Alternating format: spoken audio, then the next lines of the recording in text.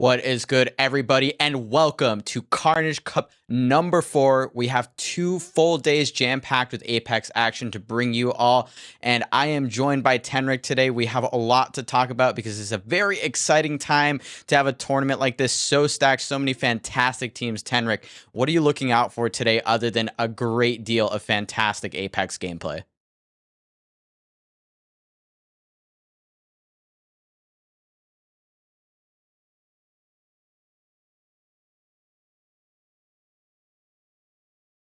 Oh, we're having a little bit of difficulties here with my co-caster, but I'm sure he has a lot to talk about as much as I do. Yeah, lots of exciting stuff to get to today. We have tons of fantastic teams that you guys all definitely know and love. Tenric, tell me some of your favorites and what you're looking out for from those teams. Hi, everybody. So sorry about that.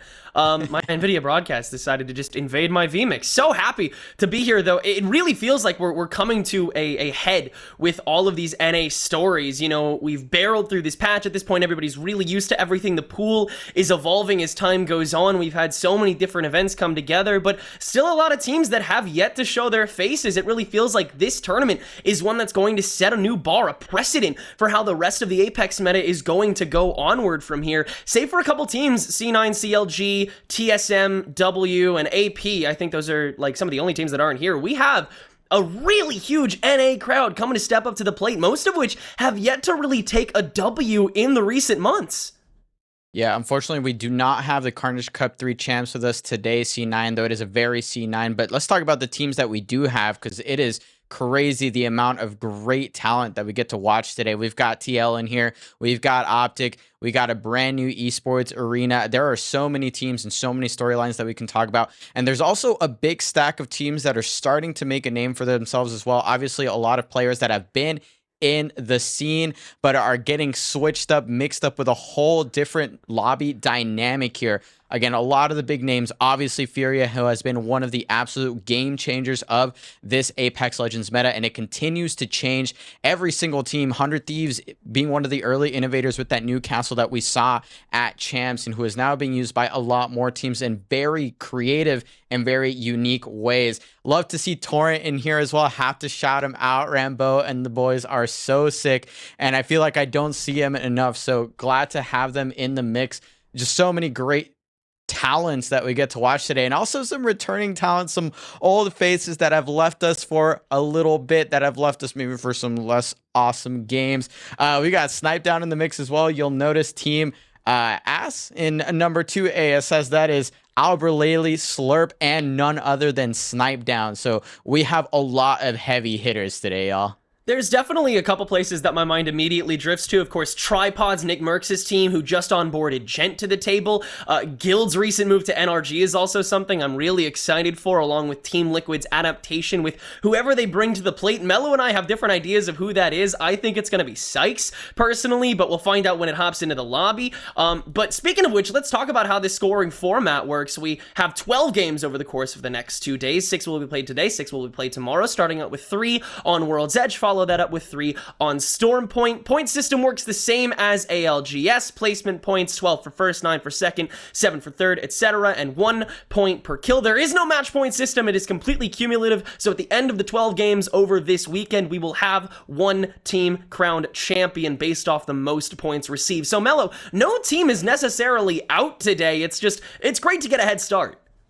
Yeah, and we've seen huge comebacks on 2-day tournaments like this, so you are never all the way down and out. It is really exciting to see who's going to step up to the plate first, and I think it's going to be some of those teams that are a little bit more adaptable in different lobbies. Again, we don't just have like the stack of the best 20, 30 teams in NA, right? There's a mix of some teams that are in some of the other smaller tournaments that are, you know, here and there getting mixed up with their teams as well. So there's a lot to be said about the teams that are going to get ahead early, but also the teams that can bounce back and recover and are able to, you know, take the game or take time off of the game, after day one, look at their gameplay, look at what the other teams are doing, be able to adapt and be able to achieve victory when they are a little bit lower in that leaderboard. So it is definitely possible. And all of these teams have the potential to have huge pop-off games. And we're not looking at match point here, so you always have an opportunity to pop off, to have a huge game. Maybe one game you just need to start looking for those kills. Maybe day 2 is the day where you decide, you know what? what we were doing yesterday is not working. Let's go find some teams, take them out, get some extra KP, or maybe adapt, slow down a little bit, maybe change up those compositions. And with the fact that we have, again, 2 maps in the mix in a very mixed up meta, we're going to see a lot of changes to people's game styles throughout the next 2 days. Yeah, one of the arguably biggest pools we've seen for champions in competitive Apex history is really hitting the mainstream. So many different champions that we get to see enter the ring. But the big 5 at this point are going to be Horizon, Seer, Valkyrie, Newcastle, and, who is it? Horizon, Newcastle, Seer, Valkyrie, and who am I missing, Mello? I mean, what's my fifth? Really, that's that kind of the 4, isn't it? Kind of the variable, because we have seen a lot of teams start to mix in really interesting stuff. We've seen the CLGs, and I think Esports Arena as well has been experimenting a little bit with things as crazy as crypto. Plenty of teams that are still feeling really comfortable on that Gibby and that Caustic as well. We see Optic as one of those teams that refuses to move with the meta. They want to set the record straight with how good these characters still are. So yeah, that 5th spot really is contested, but we're obviously going to see a lot of that Seer. Watson is in the mix, absolutely, but we're definitely going to see the 4 that you mentioned. I think are going to be very common. We're already seeing a lot of Seer. The fighting power of that Seer is just so fantastic. Excuse me. Paired with that Horizon, who just is able to frag out as well as use that ultimate to zone out and also engage. So a double-edged sword there that is a great tool in a lot of teams' back pockets. But the Valkyrie is still very common, and I think we're still going to see a lot in Stormpoint because that map is honestly incredibly punishing for those teams that have to be able to make those long, winding rotations. Even though the map does provide a decent amount of cover, those rotations are not easy, especially for those southern POI teams. So finding creative spots to hold and finding creative spots to transition through in the mid game is going to be critical. And I think Valkyrie still does a fantastic job of facilitating that sort of activity. But like we've said already, there's just a lot of variables here at play and a lot of new teams that are trying to figure out new strategies.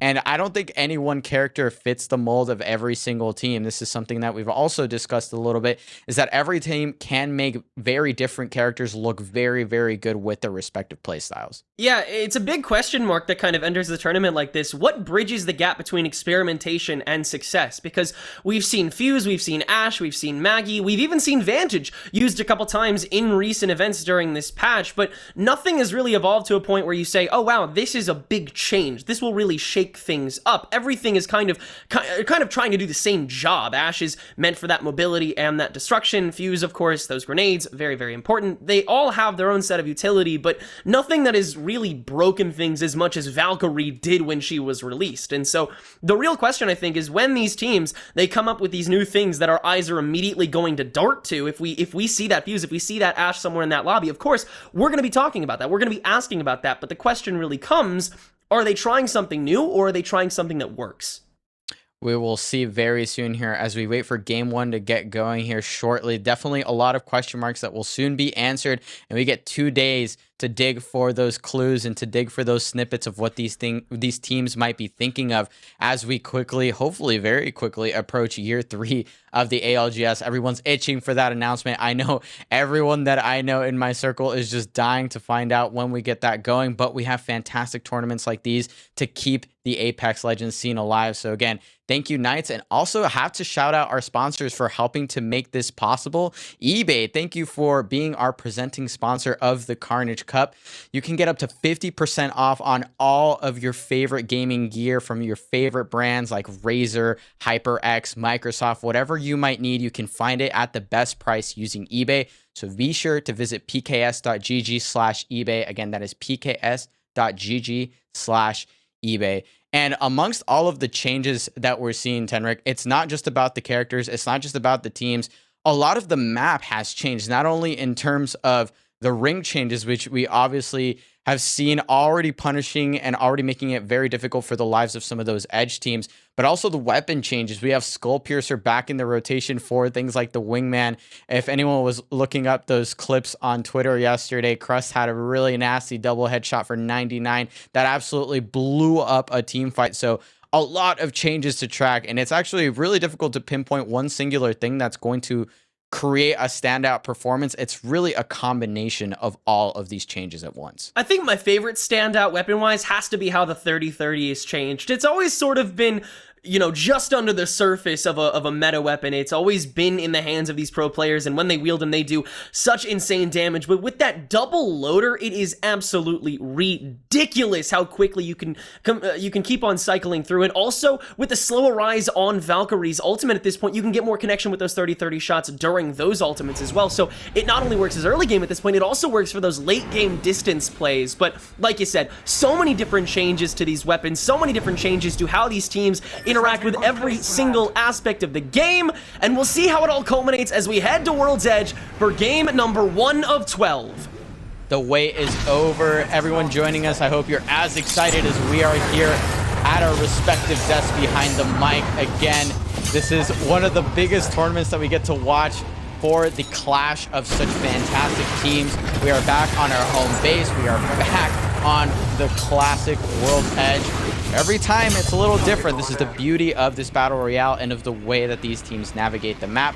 So obviously early on we're looking out for those contests, if any are present, because one very quick way to fall in the leaderboard is to lose on drop.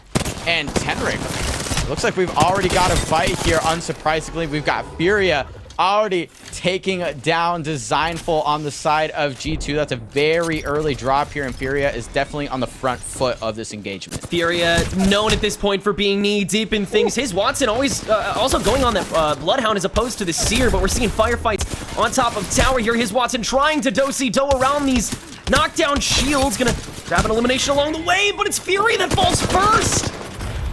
That is brutal. The bodies are getting shot down. This might be one of the contest classics, and G2 is here to play, baby. They win out on the first one. They get their entire claim here to this POI, which they will continue to loot, and they're playing out of here with 3 kills on Chaotic. Absolutely wild beginning to things. Furia, one of the favorites for the tournament, falling in 20th in the very first game. I think we jinxed it enough by talking about it, so maybe we just shouldn't talk about any of these other teams who have all found their respective drop spots. For the most part, we'll be looking at some pot shots for the time being before this first ring comes in, which again is much sooner than it used to be. And we are looking hard northwest, so teams like TL, who are chilling at Trials, are going to have 1, 2, 3 gold items. That's right. They're going to be sitting with a good amount of loot to poke out teams from that height.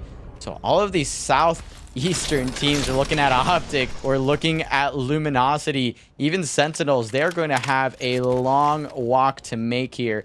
And G2 also has, of course, KP that they can kind of play into their strategy, right? Maybe now they can adjust their aggression. They know they no longer have to deal with the likes of Furia, one team that is known for that aggression, for wanting to take every single fight. And maybe now it's their opportunity to barrel down on those defensive squads. And with the lack of as many defensive characters, here we see G-Force running exactly 0 of those.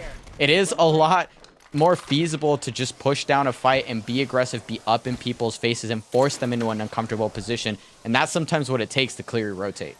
This circle coming in on already a very crowded spot in World's Edge. It's interesting to see how loot is going to be redistributed once all of these team members kind of make their way through. Here's G-Force hopping on down inside circle. It's barely going to make it into this corner, but they're already locked in a fight inside this building. And they have landed on a team. They have 2 great shields. Oh, excuse me, 2 purple shields and 1 gray shield to work with here on the side of G-Force. They're holding down the bottom of the building, coexisting for now. No one really quite on the engage. And that Seer ultimate does make it very difficult for that top team to really want to get too active here. So they're going to hold out for now. They're going to get a claim to this spot. But this might not last forever, and it likely won't. If you take a look at where this ring is pulling, eventually something's going to have to break here. Might be sooner than later. Bronzy here leading his team, and Capra, which we aren't seeing on Renegades as we had initially predicted, is actually holding it down with ESA. So very interesting to see how this is going to, or excuse me, not on ESA, sorry, on Bronzy's team. Can't wait to see if this fight breaks out, but for right now, Esports Arena holds the top. Yeah, 100 Thieves on this other side as well, getting Vayne in on the action today. But it's ESA and G-Force clashing inside this building first. That's probably going to be highlight of this first bit of Skyhook. But it's a waiting game. ESA still has this higher floor, and there's no reason for GeForce to move at the moment. Circle's not demanding it. Fights outside aren't demanding it. 100 Thieves have a little more space to call their own, though. They have a little more mobility to get outside and go on that wide end. Here's Los Demonios, another FA pub stomper that we didn't really get a chance to talk about yet, but Tech and Hack have been really hashing it out. Meanwhile, NRG on the receiving end of that fire. Sweet Nathan and Guild, a newly acquired Guild, trying to fire back. Both of these teams in kind of unoptimized positions, but as always, you gotta make the most of it. Gonna try and go for this distance play. Nathan rocking that wingman, not gonna hit any shots just yet, but it's a lot of boxing out, just trying to ward away your opponent's Guild. A little bit of a rush down, but it's just to take a little more space. Here comes the exhibit drop down in the middle, and it's a fight for this grounding as Nathan does spot an opponent on the lower area, but can't find the way to chase him down. There's a little bit of a tracking on the Valkyrie, finds a solid amount of damage on the Flesh, but he's taking some shots from another direction and has to duck out before finding the finisher. Yeah, they're slowing down a little bit here, but that was a fantastic engage to break this out, and now they have taken up all of this space on the south side of Lava Fissure and quickly choking out this team.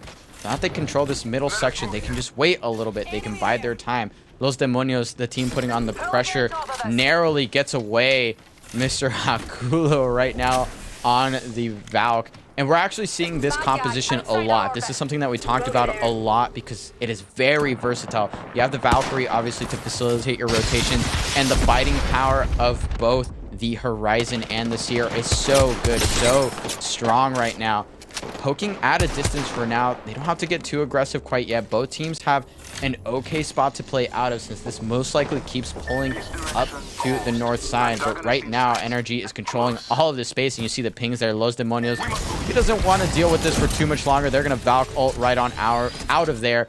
Seeing the ring pop there. They're gone, man. They do not have anything to do with this fight right now, especially with where they have to get to. A lot of travel to be done. Definitely for the best to burn away nice and early there. It's clear NRG has control of that area, and they're not going to let go of it until they absolutely have to. Definitely heard that, though, so now that NRG knows that the space is a little bit less occupied, they'll definitely be able to have some more freedom around it, potentially grab some more stuff along the way. Los Demonios, they have to get acclimated to their new environment very, very quickly because, again, just re-entered this circle that a lot of teams were already inside and a lot more getting to know about a lot earlier than LDM was, but now it's NRG that has to be on the back foot and re-enter this.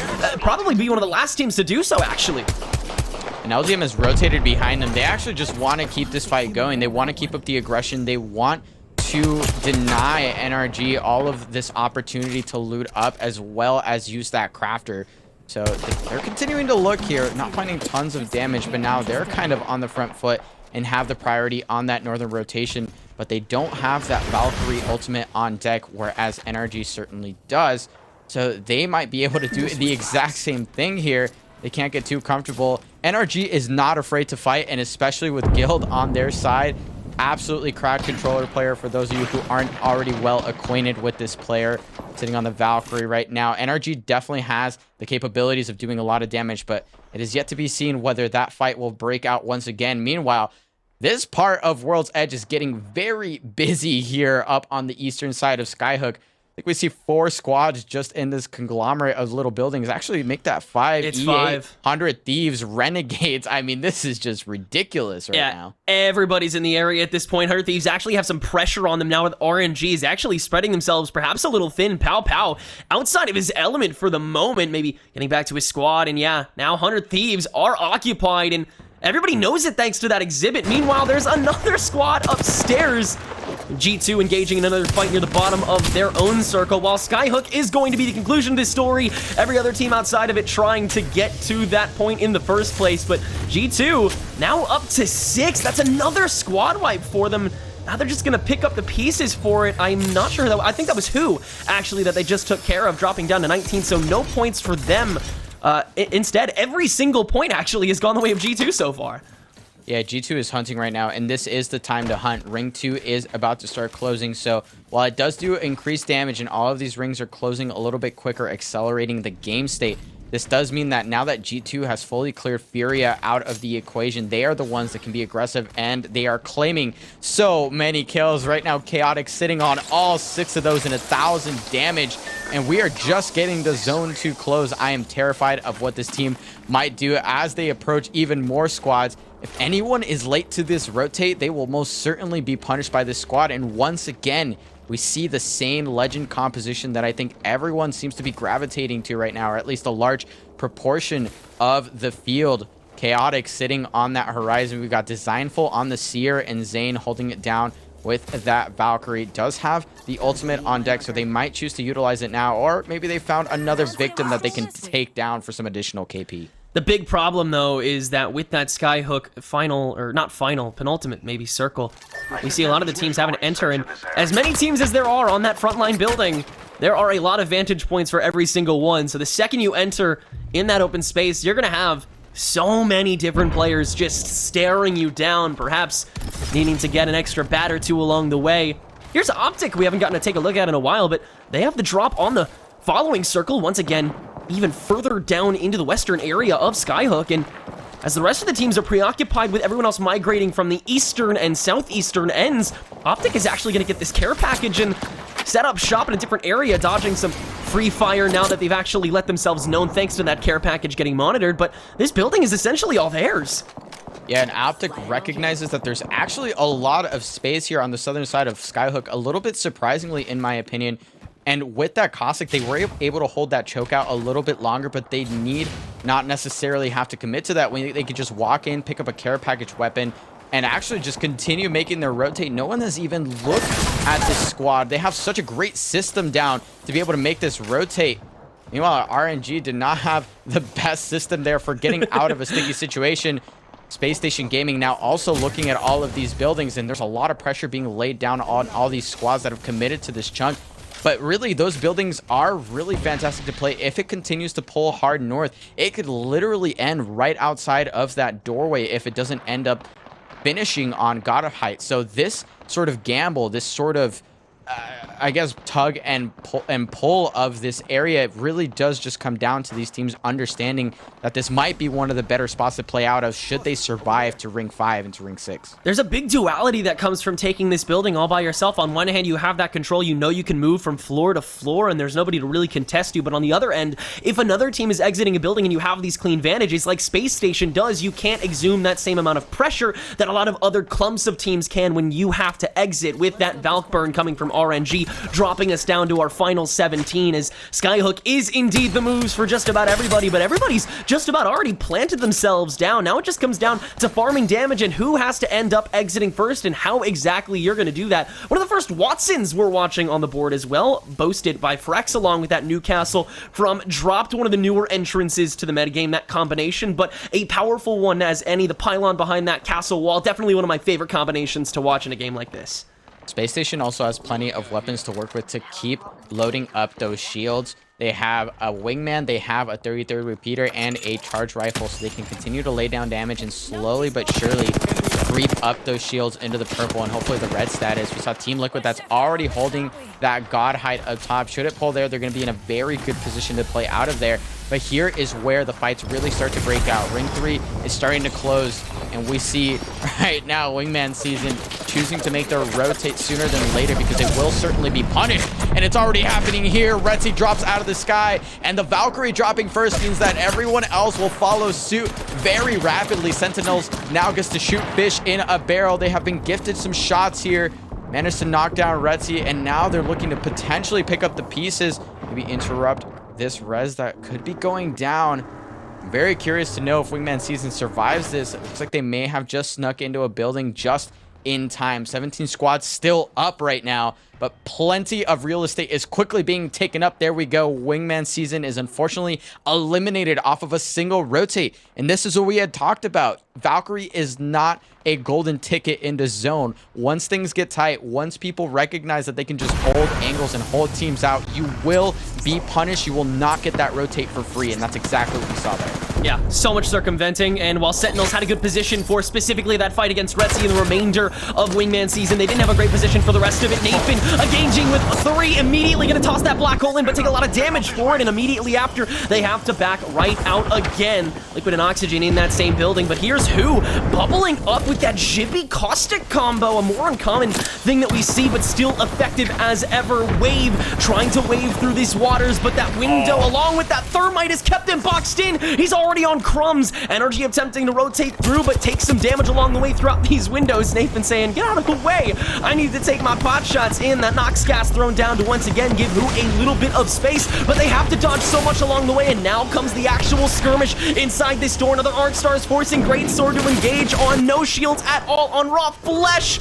Meanwhile, Tripods, again, recently acquiring Gent, along with Deeds and Nick Mercs, a squad to definitely watch out for in the future to see exactly how they do, trying to contest this low ground. To Nick Mercs' teammates are going down. He's on purple shields and bar nothing in health, and everybody's rotating through this outside door. Nick Mercs has 2 knockdown shields to play with, but not much more than that. He's got the low ground, and now he has got absolutely nothing. It's Tripods eliminated in 15. NRG buys their time there, recognizing that they don't have to engage right away. They have to wait for that fight to actually just play out, and they can clean up not 1 team, but 2. They take out Tripods, and they also finish off Who. Now they get 6 boxes to loot on their way to this end game. Round 4 is closing, but they have cleared so much of this side of the map. You have to remember, though, the likes of G2 are still making their way in, and that's exactly the squad they might be worrying about here. Optic Gaming currently in shambles with just 1 member left up to sneak into this rotation and rat it out for some additional placement points, maybe steal KP here and there, but that is brutal look for Optic Gaming as this ring closes. We now start to see all of the squads that have taken up these buildings, that have taken up residence in these stronger positions in the map, and SSG right now is absolutely posted up with the Watson Newcastle comp. No one is going to be walking up to their building. TL get aggressive. Liquid having to drop in, 100 Thieves getting a limb for it. That building that was occupied by everybody under the sun is now out of commission. It's to the northern end of Skyhook we go, where SSG is sitting pretty, and Team Liquid, they do have winner's choice of their boxes. Fun rocking that Fuse as well. Again, another bit of a unique pick along with that Maggie coming out from Nocturnal. Again, not the most common pick, but definitely something that can work well when handled correctly. And man, does Team Liquid know how to handle this stuff correctly. But man, NRG, what a position they placed themselves in. That invasion was impeccable, and watching Guild adapt so quickly to a new environment and a new squad, absolutely beautiful to see. Final 8 as we enter the smallest circle of all, getting to rounds 5 and 6. This is the toughest transition yet. Esports Arena, they managed to get this high ground, and they will get a down on top of it, trying to rack up these points, but no squad wipes just yet. Yeah, so many teams getting absolutely cleared right now. TL, you love to see the straight-up W key transition that you see there with the Fuse and the Maggie. Esports Arena now getting sieged on their building. There are plenty of teams that want this spot to play out of. That is one of the last high points that you can play as the ring pulls over towards that market spot. Esports Arena under quite a bit of duress here, but I think that might be the optic solo, and I think they recognize that. Phony Hit says go, and go they shall. Esports Arena swings up to this lone player, and that's actually G2, the last member that was trying to rat things out for that squad, and TL will follow suit here shortly. Absolutely wiped. NRG is clearing out World's Edge right now. You can't hold down these corners when the buildings provide so much better cover. These makeshift walls, they have so many gaps, so many weaknesses, and teams can't account for them all. There's so many things you have to pay attention to, and somebody is going to end up falling behind. But Los Demonios still has prospered so far, now in the top 6, but Hakulo has yet to find a kill. Both of his teammates have fallen, and fighting against the world, Los Demonios falls! That was a big trade, but it doesn't matter. ESA, too swift, too quick with the punches, are able to take that squad down and quickly recover Klein, and now they have plenty of resources to reset. Klein, another one of those players that is getting creative with this meta right now, actually choosing to run the crypto. Nice angles being held down from Fury. Fury doing so much work to protect his squad mates.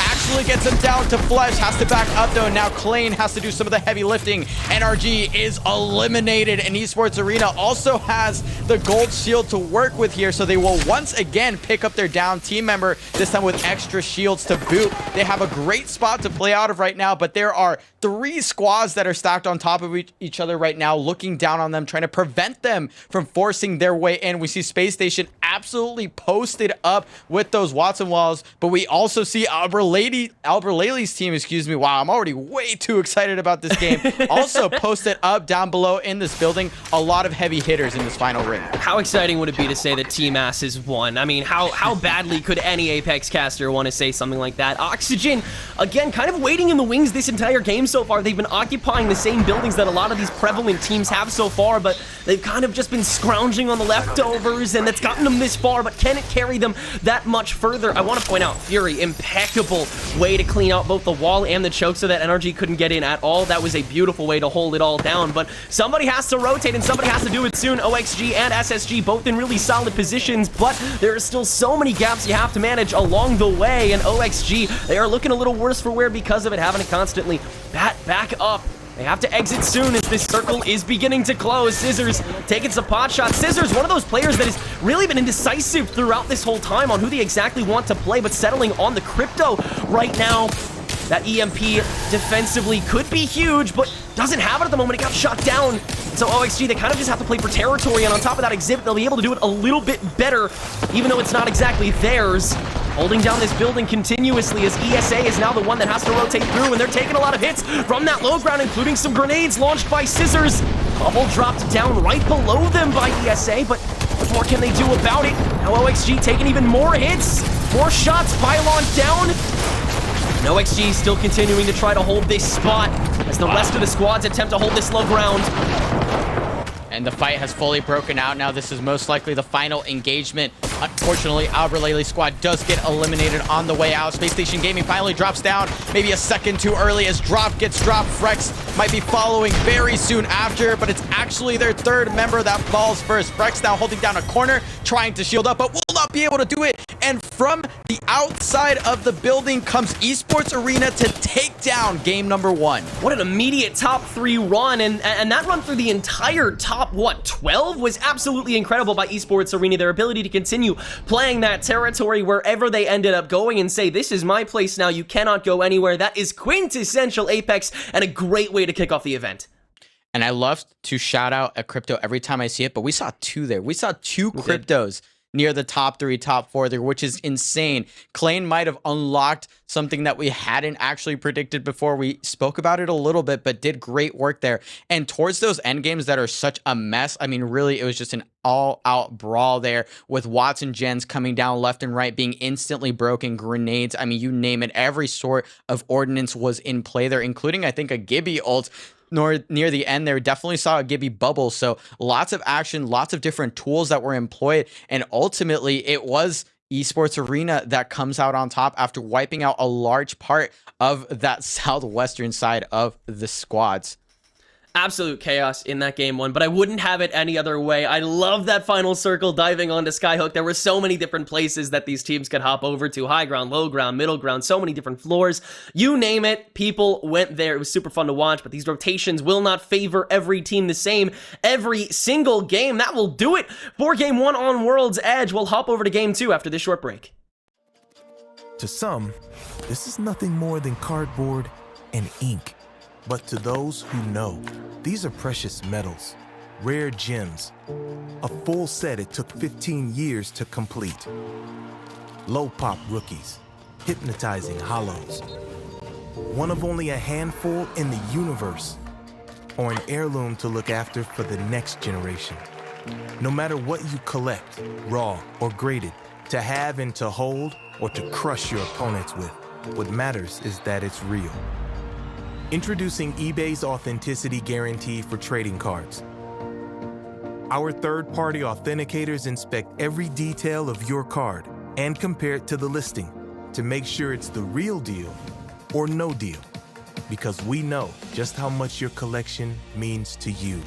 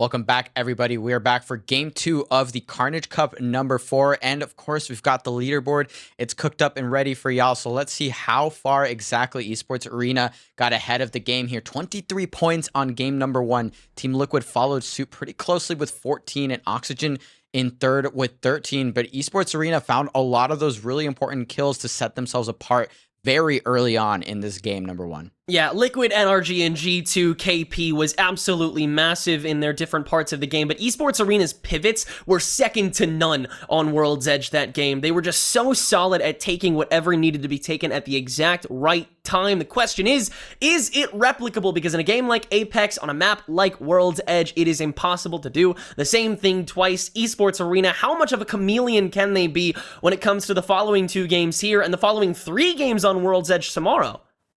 And they did this coming out of, I guess, arguably a lot of these squads, obviously like TL that were up in the north side, they had the priority on some of those power spots and they took full advantage of it, right? They were up on that God height so early and they were farming up kills and they were running a very aggressive composition. They were running that fuse with the Maggie. So both of those characters are just absolutely fantastic at taking fights, griefing teams, even from a distance. You don't even have to hard commit to anything when you can just spam fuse grenades. And it almost looked like that in an NRG fight too. I wonder if TL was getting involved from afar, but that spam is really strong. And of course, if you're sitting up there with a longbow, it doesn't hurt either. So a lot of damage being done, but Esports Arena, like you said, in the end, their rotations were really clean. They punished teams right when they needed to. And that end game fight, straight up attrition with those crypto ultimates. We had the Gibby bubble. There was just a lot going on. So they're able to sneak it out, play those rocks. The angulature of that cover is not an easy one to play, but they made it happen and they come out with a dub. So wild to see that the only 2 cryptos that were picked in this entire lobby were the 2 top teams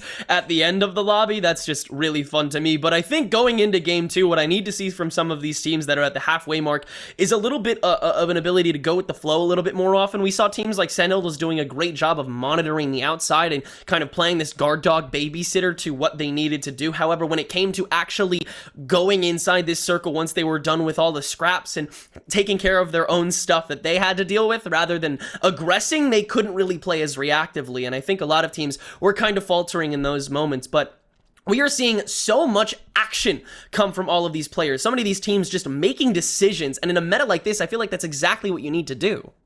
Absolutely. And Oxygen there as well. I have to give them a lot of credit because they had a lot of walking to do and a lot of adapting to do. Playing out of a POI like Geyser can be so rough and so punishing in so many different ways, but they are able to make that far walk all the way over, pick up so many points. So shout out to Oxygen for making that happen. And they also made that happen with the crypto. So, I mean, that's just great stuff. The crypto is coming into its own right now, I think, in a meta where a lot of people have sort of fallen into that standard comp. You can almost call it the standard comp, right? You're seeing Seer, Valkyrie, Horizon. You're seeing that a lot, but that wasn't the type of squad that was winning out in the end games. And realistically, it wasn't the squad that was winning out on a lot of those mid game fights either. It was a lot of just clustering in different buildings that ended up being somewhat sloppy team fights that ended up just naded out in absolute shambles, even for the team that won. So we'll have to see if any adjustment is made to prevent the messiness of those situations from prevailing in any one of these teams' game plans as we move into game number 2. Yeah, there really was no middle ground between the long-distance chasers and the very close-quarters messy fights. Like you said, there was no middle ground where there was a lot of, just damage farming or high ground, fighting. And I want to see more of those moments. I want to see more of these long-term standoffs where both teams are so confident in themselves, but also so respectful of the other side that you just have these little duels that go on so long. That's what makes so many parts of this map so enticing. Furia finding their drop a little less contested this time around, so hopefully they won't find themselves at the bottom of the pack here, because although it's game 1, they already have so much ground to cover considering that they are one of the favorites here. And I do believe G2 is up in their faces there. We see an enemy, and that was going to be a quick one-click for Panders. 101 damage in one burst, and is going to try and peek, but actually almost gets beat out himself. Did 145 damage to Whites, but isn't able to clutch it up. Now the rest of Furia is starting to walk in, but the answer might be there from G2. His Watson drops Zane and Furia. 2 members up. Zera Tricky living with a pixel as his Watson picks up Chaotic as well. Now a 2 versus 1 situation against G2, and notably absent from the end game of last lobby was Furia. So if they're able to win this out, we might have a very different situation on the edge of World's Edge here. Let's see if they can clutch it out. Both teams handling these angles pretty dang well. Building like this takes a lot of patience to be able to peek these walls properly, especially when you don't have that sear tack available. Fury is going to be able to take this ceiling, but what more can they grab? Where is the rest of G2? They are on the hunt. But first, they're going to finish off Zane to at least grab that 1 KP. G2 still rotating around this low ground. Here's one entrance, and there goes Chaotic, and G2 is the one to fall this time, and Furia with a little bit of celebration to dictate it. Oh, 100%. And we're going to be seeing this all throughout today, by the way. I believe their drop spots are also contested on Storm Point, so expect to see a lot of this contest. But that does mean almost from the rip, every other team should expect 19 teams and should start figuring out which team on the edge they have to worry about. In this case, it will be Furia. Furia, notorious for being absolute killers, absolute just beasts on the lobby. We know that his Watson ranked #1 for a long time in that ranked environment is just absolutely insane with any gun you put in their hands. So they will be the ones that will be dominating near the edge. Expect to see them taking a lot of fights. They're one of the pioneers of that Horizon Seer that has looked so good on a lot of different squads. So kind of the proprietors of that tactic will now be on the map and very potentially ruining a lot of games for these teams. Back over to ESA, already on the move towards this second Skyhook circle in a row. Definitely catastrophic for a couple teams that have to make that move again. Poor Optic, poor Luminosity, poor Sentinels. They are all going to have make that same trek yet again. 100 Thieves, one of the teams that are already in the right spot for now, but trying to just contest this properly as they're taking a couple bits of fire as they are in a pretty open spot. But yeah, ESA, one of those teams that we've been talking about for a while just because, you know, Fury and Phony have been trialing a lot of different players for the past, what, couple months at this point, and they haven't really settled on anything, but Klein has really been leveling up recently. Yeah, Clayton is a fantastic leader for those teams as well, so I'm not surprised to see them doing so fantastic. And of course, you come with the caliber of Esports Arena, who did give us the current green wall on the map, so can't go wrong there if you're putting your bets on an ESA team. Right now, 100 Thieves is putting their bets on a very different spot on the map. We saw Team Liquid holding here earlier. There we see Optic Gaming, I was just speaking about, former ESA, actually picking a fight very deep in zone. But this is a very different fight now with the ring changes. This is hurting all that much more. So OG with 2 purples is going to try and fight it out here against the likes of Who. Things have slowed down for just a moment here. They do have some heals. I'm not sure if this was contested. I believe they came from Big Mod, so they will be slightly better kitted, I believe, than this team, who actually has a man down as well, and they're very unlikely to be able to recover them, and indeed does get fully thirsted out. So Who maybe now thinking about how they're going to rat this out or potentially pick up that banner to get their 3-stack back up. And yeah, we'll see if they can do it. But Tripod's another team that's already setting up pretty heavy, and with a very heavy team here. Nick Merckx on the caustic of all things. Not exactly where I expected to see him. Yeah, what a fun way to start off game number 2, just constantly having different ideas. Again, Gent back on this squad here, just picking that ubiquitous Valkyrie. We'll see a lot of fillers and trialers just pick that up for the sake of having that all-rounder ready for it, and that's completely justified. Valkyrie can do just about anything that any player needs to do for any role on that team, other than sustain a little longer, like Optic has been doing, and of course, like Nick Merckx will attempt to do. On this Caustic, it's all about where are they going to be able to set up shop and how long are they going to be able to do so. They don't necessarily know that this circle is Skyhook-based again, but they're already in a solid spot regardless of it. Yeah, I do see that there's a beacon there on a previous gas can, so they most likely do know where they have to go. They're already pinging that building you see there. That was literally one of the building sets that was close to that final ring in game number 1. So they're already moving because they know they have to post up, not for a good time, but for a very long time. And they have some of the tools to do that with that Caustic, very critical there. But we'll see if they can make it out of the mid game with that composition. Meanwhile, Wingman Season finally found their way into a cleaner rotate than they did in game number 1. Resi still with that Valkyrie ultimate in hand, and Zednim with that bolt in hand is absolutely going to blow up Pow Pow. Dropped all the way down, not just on the ground, but also with some awful angles being looked at from every other part of Skyhook. So Renegades going to have to try and figure out how they might manage this recovery. I Am Madness getting absolutely blown up from this other angle as well. Now have to use Pow Pow's cover, but won't be able to for long. He is dropped as well.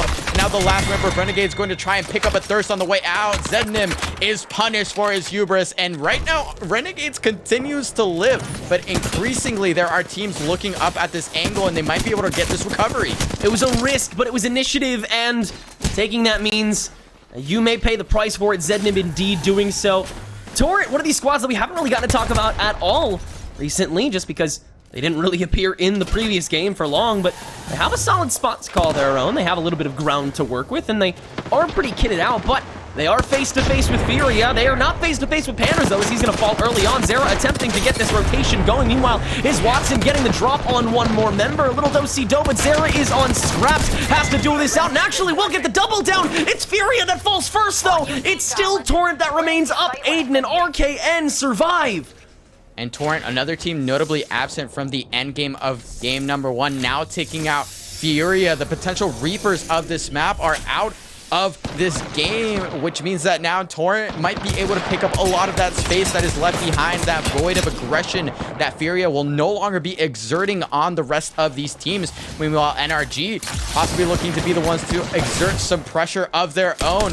Nathan repositioning here and does have the Rampage in hand. Is powered up as well. Great damage there means that they are going to start forcing down this fight. There we see the ultimate, the Singularity going down onto Slurpee G, Snipe down, and Abralele. They are getting absolutely smoked by these grenades right now. That bubble will not save them for far too long, at least not as long as they need here. Snipe down has the backup, and literally 20 HP on every member. Make that 20 HP on the last member. Slurpee G now might have to try and make a very brave escape here, or is going to take a final stand here. Actually does knock Sweet, but will be dropped soon after. And just like that, ASS is eliminated by NRG. It was a good bombardment to cover fire, but that black hole provided enough time for NRG to dance around it and still find those kills. Now they have so much space to control, and on the edge, as a matter of fact, their rotation, they have so many options pathing-wise, and those extra KP on the board are going to do them well, considering they're already in the top 5 as of now.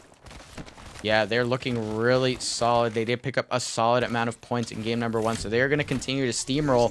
Maybe look for a dub now. They've cleared one additional squad near this edge, and there's only 14 squads left.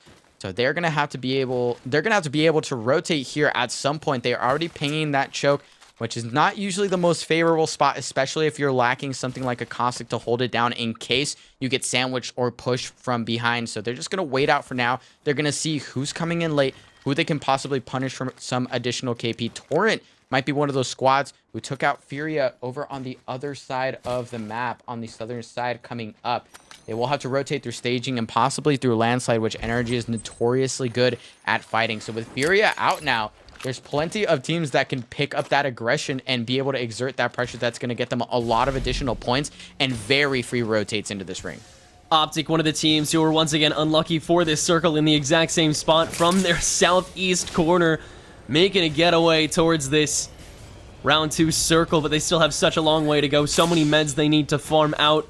It's just a question of can they make it back at this point, which is never a place you really want to be in, but they do have the mobility to work with it this time instead of that caustic Jibby, so they should be okay. It's just they're going to be really worse for wear once they get back out, and so, yeah, we're going to see them farming a couple extra meds and some other util along the way. Yeah, we're getting hit with the Optic Gaming special. They are unafraid of these ring changes. They will continue to craft medkits in zone. Damn it, you will not stop the green wall from also being part of the red wall for half the game. You just can't stop them. And this composition adjustment, I think, is very interesting, and I think it could help them a lot because they are a team that can fight. I mean, they are one of the most talented teams in their ability to position during fights. So with a little bit more aggression instead of that turtle power of the Gibby with the caustic, they might be able to tune up that strategy and tune up that advantage that they have against some of the weaker fighting teams. So Optic Gaming here has to make it to zone first, but if they do, they might reap havoc on ring number 4. It'll take it a minute, and to think the second they get to the next circle, there's just going to be another one that may be just as cruel. We'll see how that befalls them, but in the meantime, the rest of the teams are basically already on their way. It's almost every single other team that's left. Sentinel's about to meet some friends along the way, though. I'm not entirely sure who that is. I think that maybe G-Force, if I'm not mistaken. NRG on the way, and of course Optic rotating from the southeast. And Sentinels are going to get found out by this exhibit, but it's Luminosity that's actually the next team to fall. And Sentinels, they are aware of what they may be up against, but they're not entirely aware of where they may be. Regardless, they do need to find a way to get either around or through to get to this following circle. It's a question of how they do that and how long it'll take. A following focus of attention to keep Sentinels on their toes, and some high ground contesting makes Sentinels a little bit more jittery. And this may be a clinic on micro positioning during fights. Here we see Sentinels with the engaged big 81 pump coming out from the PK. And just like that, in the blink of an eye, G-Force is absolutely wiped off the face of the map by Sentinels. There was hardly a time to analyze that play because it went so quick and so effectively. Fantastic use of the ultimate there from the Horizon. Crush on that Horizon, making that look way too easy right now, and they take up that spot on the back of the train.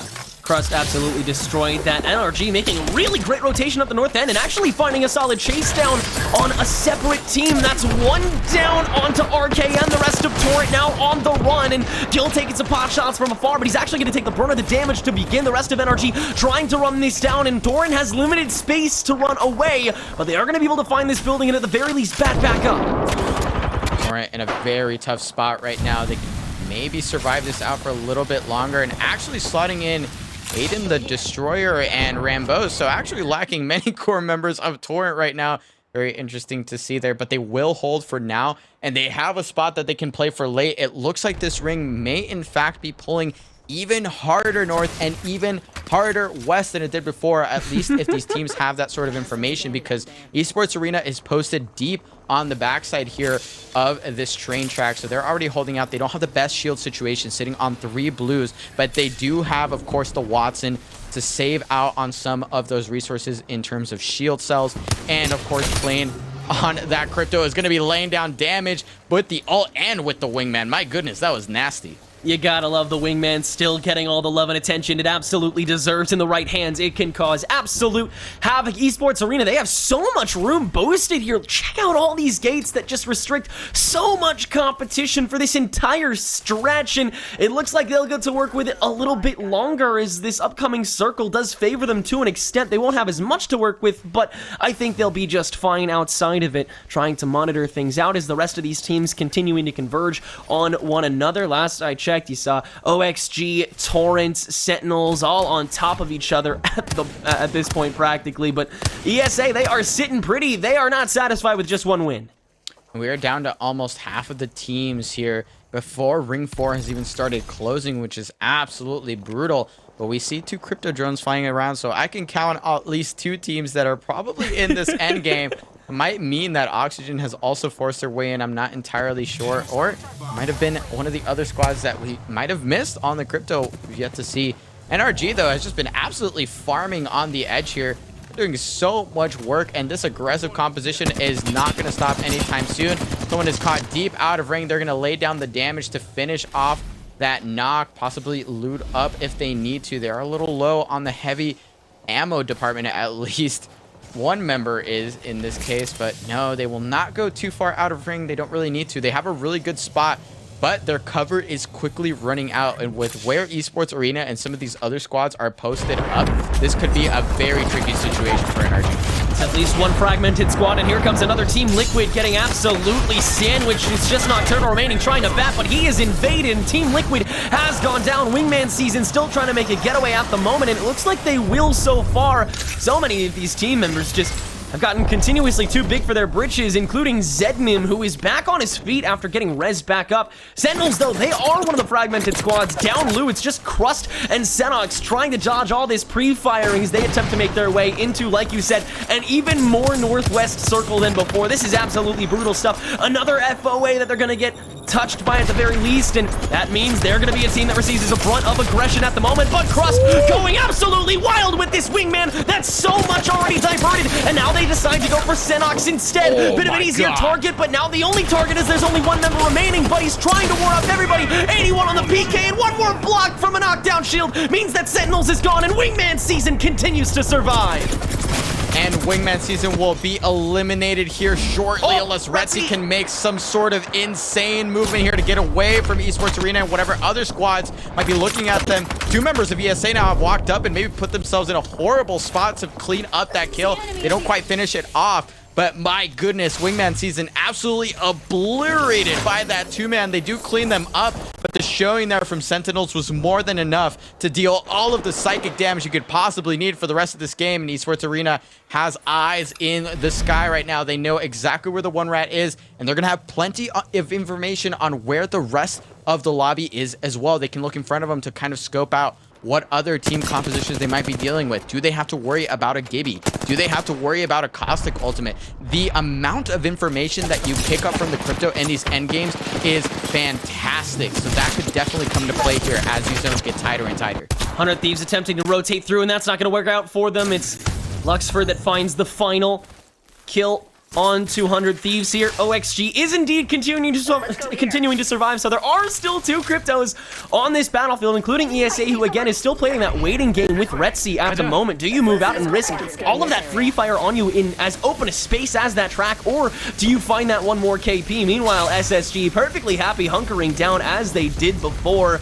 This bunker may look even stronger than the last one as they are once again in this round 5 circle. But just by the skin of their teeth, and their exit has to be perfect if they want to get even higher in the rankings. They got 3rd last time around. OXG did beat them to the punch. Meanwhile, Torrent, the 2 remaining members, are getting a little aggressive at the moment. Retzi attempting to make his great escape, but NRG now moving in on this black hole to find some extra KP along the way, and will find one lurker in the corner. That knockdown shield is not long for this world, with Guild firing away at it, and that is going to be Aiden. Gone thanks to Nathan's final shot. Torrent is only 1 member strong. I'm not gonna lie to you, that gave me a little bit of deja vu here, seeing NRG picking the perfect spot to take that push, to fight for that spot that is going to get them a way better push into this late game. And I think it was Torrent too that they took out, so maybe this is a story that's just being repeated over and over. Sweet now with the Kraber, incredibly dangerous, has the bolt, has bullets to work with, seems to have meds as well. So now Oxygen being forced to rotate. They had a decent spot near the edge, but with no space left, they are going to have to move. They're going to have to commit to this fight, and it is not going their way right now. They are onto the offensive turtle. They're swinging in. The Eva is putting down damage, but it is not enough. NRG defends, but SSG is here to pick up the pieces. Senpai whiffing way too much there, and we are indeed getting deja vu. The same sorts of final teams. SSG still in the mix, ESA still in the mix, and NRG certainly was, but no more. SSG's in the final 2. It's the 3v3 versus Esports Arena. Phony Head attempting to find some time to bat back up, but this last building is where the final fight's gonna be. Phony may not have enough time in this high ground, but there's 3 members of NRG ready to aggress. Here comes Plane attempting to chase off and finds an impeccable shot with the PK. More damage on top of that Wingman. Zen falls, Frex falls. It's 2 members of ESA versus the 1 on SSG. Clay taking more shots, and a punch will finish it off. Esports Arena, 2 consecutive wins here on World's Edge. Oh my god, Klein and the boys are looking incredible right now. They do it again. And they are not getting gifted rings. They are not getting easy rotates. They are not just being handed these dubs. They keep taking them and taking them. They're doing it with this crypto as well. If anyone said crypto is dead, hopefully they're recounting their bets right now, because that looked incredible. They did such a fantastic job of controlling all of that space on that northern side of that ring. They eliminated, I think, almost 2 entire teams, really ended up third partying a very free fight that took out Sentinels as well as 1 other squad. Great job there. They are doing everything right now. Yeah, no, if you thought that leaderboard wasn't manageable after game number 1, just wait until we find the tallies for game 2, because ESA's KP was once again majestic along the way. Like you said, those rotations were great, but ESA almost went fishing a little more often at that point, because they had such an optimized position for so many of those different circles, hunkering down in those caves, and the second they jumped out, they were warded away. They said, okay, fine, we'll stay in the best position on the map right now. Sure, I guess, if you say so. And then they're still able to rotate first onto SSG post-fight and take that game. That is absolutely incredible stuff, and game 2 on World's Edge has now been completed. Will Esports Arena's reign continue, or will a new champion be crowned on the final game of World's Edge today? Game 3 comes after this short break. To some, this is nothing more than cardboard and ink. But to those who know, these are precious metals, rare gems. A full set it took 15 years to complete. Low-pop rookies, hypnotizing hollows. One of only a handful in the universe. Or an heirloom to look after for the next generation. No matter what you collect, raw or graded, to have and to hold, or to crush your opponents with, what matters is that it's real. Introducing eBay's Authenticity Guarantee for trading cards. Our third-party authenticators inspect every detail of your card and compare it to the listing to make sure it's the real deal or no deal, because we know just how much your collection means to you.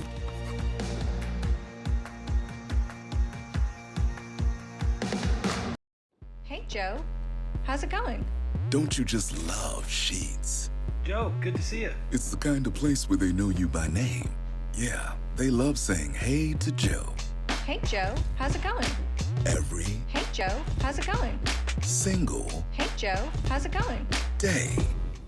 Too bad your name is Kevin. Doesn't matter. You're Joe now. Why the Sheets not?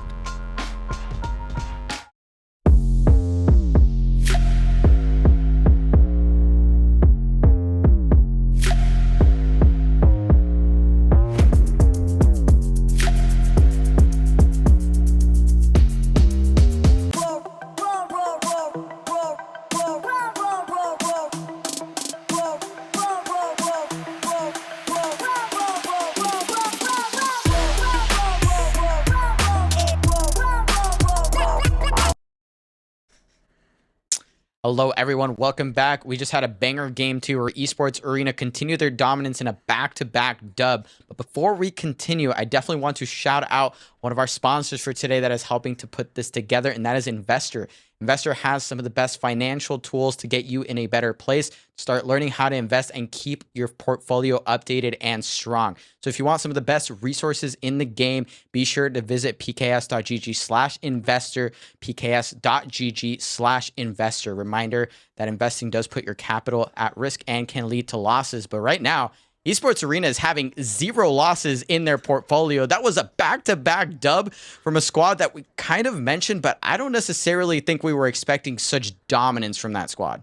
No L's so far from ESA, and yeah, this is, I would say to an extent, they're still kind of like trialing, this is not a locked-in team so far. Fury and Phony have kind of just been running dry through all of these events, and not only have they been surviving, they have been thriving in most of them, and that doesn't stop here at the Carnage Cup, even with all of the stiff competition that it is boasting. I gotta see that score that ESA is boasting at this point, because this leaderboard has to be wild. 39 points from Esports Arena. NRG still rounding up that pack with 29 now. KP absolutely massive. OXG, those extra points in placement definitely do them well, and SSG continuing to round things out. Man, oh man, this top 5 is looking clean so far.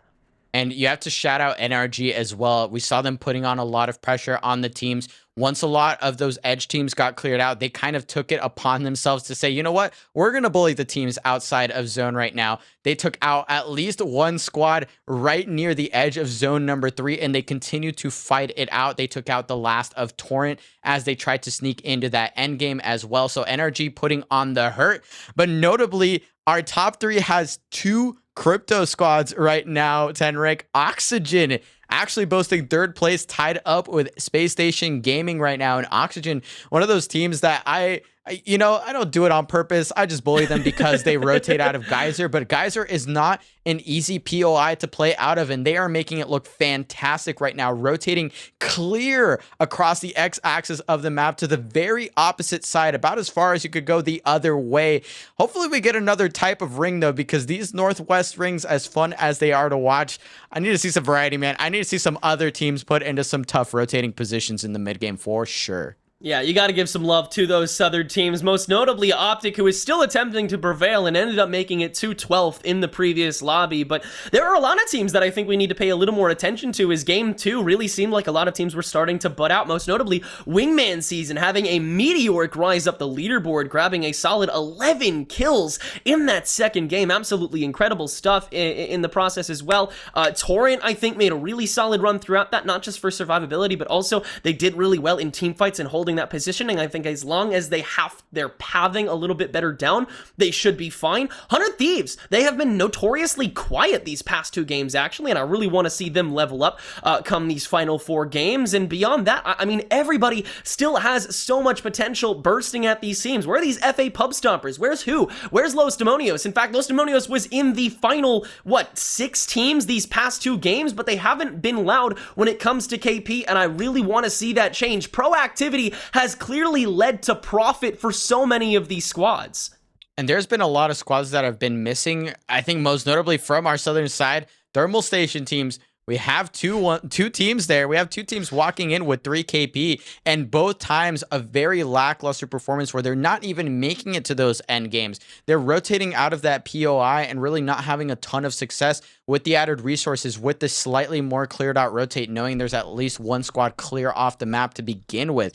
G2 and Furia have both been absent, and when they are alive into the mid game, because their composition is now being used by so many other squads, or so many other squads have the fighting potential, they aren't just getting steamrolled anymore. They're not just folding to these attacks. They're fighting right back, and sometimes all it takes is 1 stray wingman shot or 1 fantastic spray from one of your controller players to turn the tides and completely roll that team over. So that's what's been happening to both. Are they going to be able to bounce back before our Stormpoint matches? We're about to find out, and they really need it because those leaderboards are not looking good for them.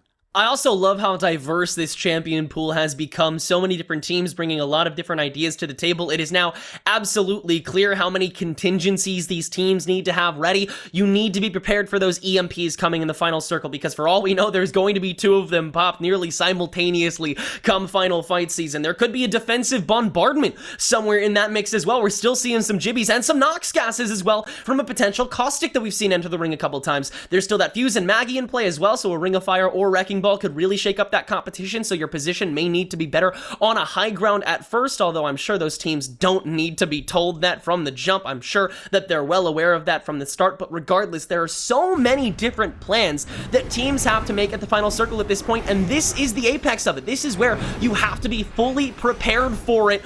First circle will reveal itself soon. Will it be in the upper edge again, or will our south side teams finally get some love as we enter game number 3 on World's Edge? And I'm not gonna lie, talking about some of those character compositions, it must be so frustrating to think, oh yeah, I'm a Gibby, I'm one of the rare Gibbies. If I make it to endgame, my ultimate is gonna blow everyone up. My bubble is going to completely turn these fights, and suddenly 2 cryptos are ulting on your head. That would just absolutely tilt me off the face of the earth. In any case, we're gonna see at least 1 team in face off the edge of this earth here, as G2 and Furia will continue their, looks like, lifelong, game-long contest. I swear if they switched games, they would probably contest there as well. They'd find a way. I don't know. At this point, it's like 70, it's got to be more than 70% ego. We'll see who claims this win, though. And we'll see if they survive, because they're not winning out of this POI, whether they win the first fight or not. No migration is necessary just yet for either of these teams, but that doesn't mean they're not going to fight. Look at this, Zane already grabbing that purple shield, and Panders is white melting away. Furia, a little bit worse for wear position-wise. They are a little too out and edge at the moment. G2, they were able to take Central here in Thermal to begin. That means Furia, they've got to play this long game, which means one of these teams may not actually end up being 20th. And don't get it twisted, both of these teams are really good at fighting. Don't get it, like, in any situation where you see them getting rolled, it's a close fight. It really can come down to little things like whether you end up finding a Phoenix kit that's going to completely recover all your health, or whether you're going to have enough grenades or enough resources to continue the attrition that is the early game fight. But it looks like I was wrong and completely misspoke. No one will be wiped off of World's Edge quite yet, because Furia has rotated out. They recognize that the zone finally is pulling towards the southern half of the map, and is actually pulling towards Thermal Station somewhat, most likely a Thermal Station ring here. So they're going to play it patient. They don't want to give it up just yet.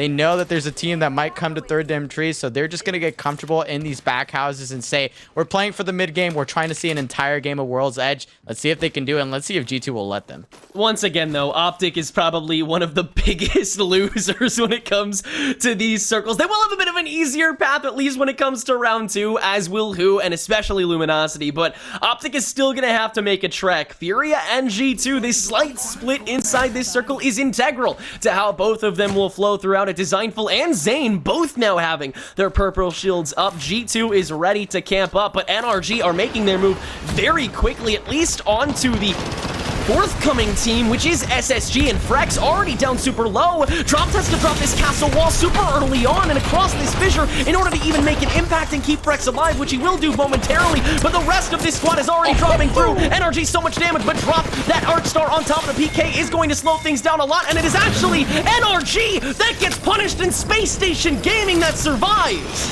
And you have to use the Newcastle ultimate forward. I have said this time and time again, if you find a way to use it aggressively and get up in your opponent's faces, that's actually what can really turn the tides, because suddenly you have crazy angles, you have cover, and you have an ability to deny them grenades and engage if they walk into the wall. Great recognition here from this squad using that Newcastle, I think, in the most correct way here, and they end up picking up 3 KP, and they end up recovering, surviving, and staving off G2's potential third party. G2 recognizes, all right, we don't want anything to do with this. We have a decent spot. We're going to wait. Great fight there. Yeah, there was a lot of pressure coming from G2 right after, but Space Station, they managed that so perfectly. That was such an amazing castle wall on top of all the pressure coming from Dropped. Crazy, crazy stuff to recover. If I woke up and you told me today, hey, NRG is going to come in 20th in one of these games, I might have believed you, but if I got to see it with my own 2 eyes, then I would be, I don't even know what I would be. I feel like I would have too many emotions running through my head at once. Here's G-Force taking a relatively uncontested spot. James Capra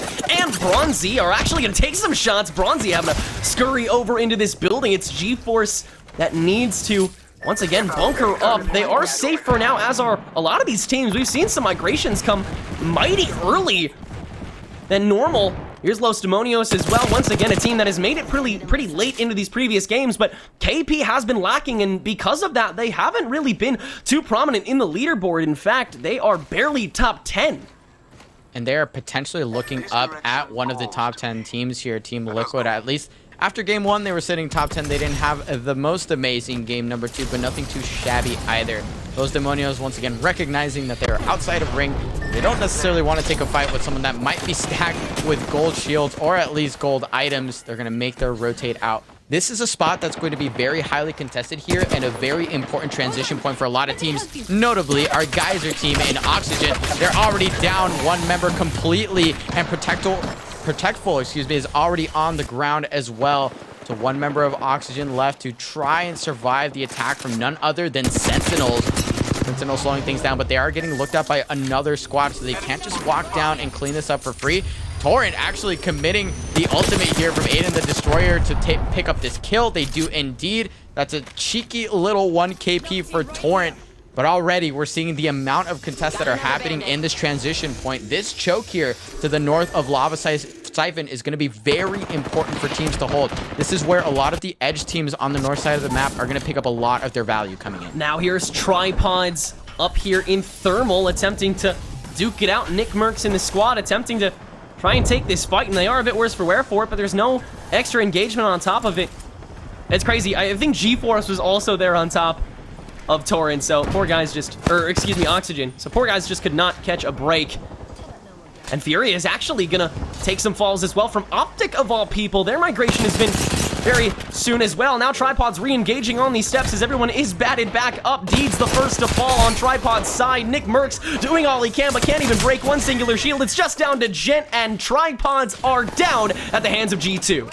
But G2 needs to recover Designful quickly, and Designful already taking flesh damage on the ground. Zane getting pushed in incredibly hard. There is an enemy ultimate here. It's going to stave off the recovery of G2. G2 down another member now. Chaotic is going to do what they can to try and survive, trying to live this out. They hear that there might be a res going on. They're going to peek it here. Lays down quite a bit of damage, but that's a purple shield, and you're not even healed up full flesh. G2 is eliminated by Optic Gaming on this rotate. Wow. Great to watch Optic find their evolution this game at the very least. Elevate Also a team that's been eliminated pretty early on through these past 2 games, but in the process hasn't really been able to find much KP either. Currently a 4 on the scoreboard. You got to remember that in this $10,000 prize pool, only the top 3 teams are going to be able to get any piece of it. Golden getting shredded, and so the rest of the squad is going to hop back out. It's Ass trying to follow suit. Furia will fall finally. I'm sorry, I have to read the kill feed for a second, but that is a big benchmark considering G2 is still alive. Ass attempting to re-engage here, but among these different cliffs and frags, also with that potential third party watching them, both E8 and the ladder are going to hightail it, at least for now. Mercy and Presley, the only ones remaining. Golden has fallen, so question is, how does E8 adapt from this point on? Their rotation is not going to be impeccable from this state, considering that the circle does not entirely favor them, and they also don't have all their people up. We gotta head over to Wingman season, though, in the process, as Zedman is the last one alive. In the meantime, Torrent is the team that is again taking the suppression, and Zednim on 1. It is once again Torrent that finds the final kill.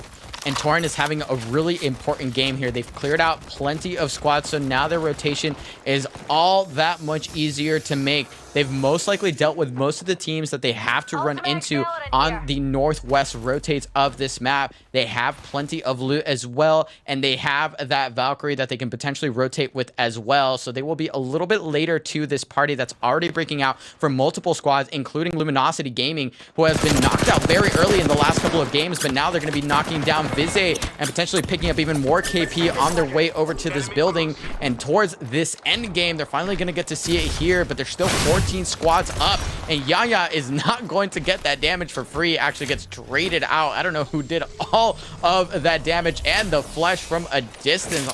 I want to say that might have been Graver damage as well. I didn't see the rest of the health, but that was brutal. Luminosity, though, living for now. Well, I imagine who isn't exactly happy about Vize being dropped, so Luminosity, their job may not be done yet, but Mercy's isn't done either. The lone member of Elevate currently standing just about alone, but about to run into a 3-man. RNG, Renegades waiting in the wings, along with Optic as well. With the amount of time with these teams dropping so quickly this time around, everybody kind of has their own space despite how quickly these rings are attempting to force these teams to fight even more. Optic is pretty happy where they are, which I think that's the first time they've been able to say that all day. Renegades able to actually stick down with this Watson and take a second, take a breather, and it's all coming down to the rest of these teams and how they adapt to the movement. It was on the northern and northeastern teams to actually really make their moves this time. Very much different, but Sentinels, one of the teams that still had to migrate a little bit, is currently not looking too solid. All Wingman whips coming from Crust, having to bat out on the tack, and is not going to make it through. It's just Lou left. The question is, do you try to run this out, or do you try to re-engage? I think I might know what the answer is inside this exhibit. Lou, they actually just try and play some ranged here, as Synox and Crust are both out of commish for the moment. Everybody getting super fragmented here. We'll see a lot of rat squads come close to the end of this. Blue attempting to kick through here, taking 2 different kicks on 2 different doors, but just as it opens up, oh, what management coming from Slurpee, and Sentinels will fall. Yep, it looked like they were going to be victims to LG there as well, but LG doesn't end up taking them out. Now Torrent are the ones that are potentially looking to sneak into this ring and potentially punishing Ass, as well as Luminosity Gaming, dealing a lot of damage. Aiden the Destroyer doing exactly that, absolutely dismantling this squad. Closest off of that exit point with the stairs and the ultimate. Torrent now flying into this bottom floor, absolutely obliterating that Ass. Oh my goodness. Torrent is flying through. That was smooth, Mello. That was really smooth. Am I gonna get fined? Oh, man. I hope not. Torrent, oh my goodness, Torrent flying through this map right now. So many KP already on the board, and they are not finished yet. They are so kitted out at the moment. Aiden, RKN, and Reeds all contributing to the fight. Here's another. Rather, they're able to take care of it just like that. Luminosity's down. Torrent finds top 10 placement. They are on fire here in Game 3. Torrent is hungry right now, and they are hungry for kills, and they're potentially hungry for this dub. If they continue to pick off teams like this, they might very well be on their way. TL looking down on them right now, though, and they have some pretty good angles, as well as a composition that is well known for dishing out the damage.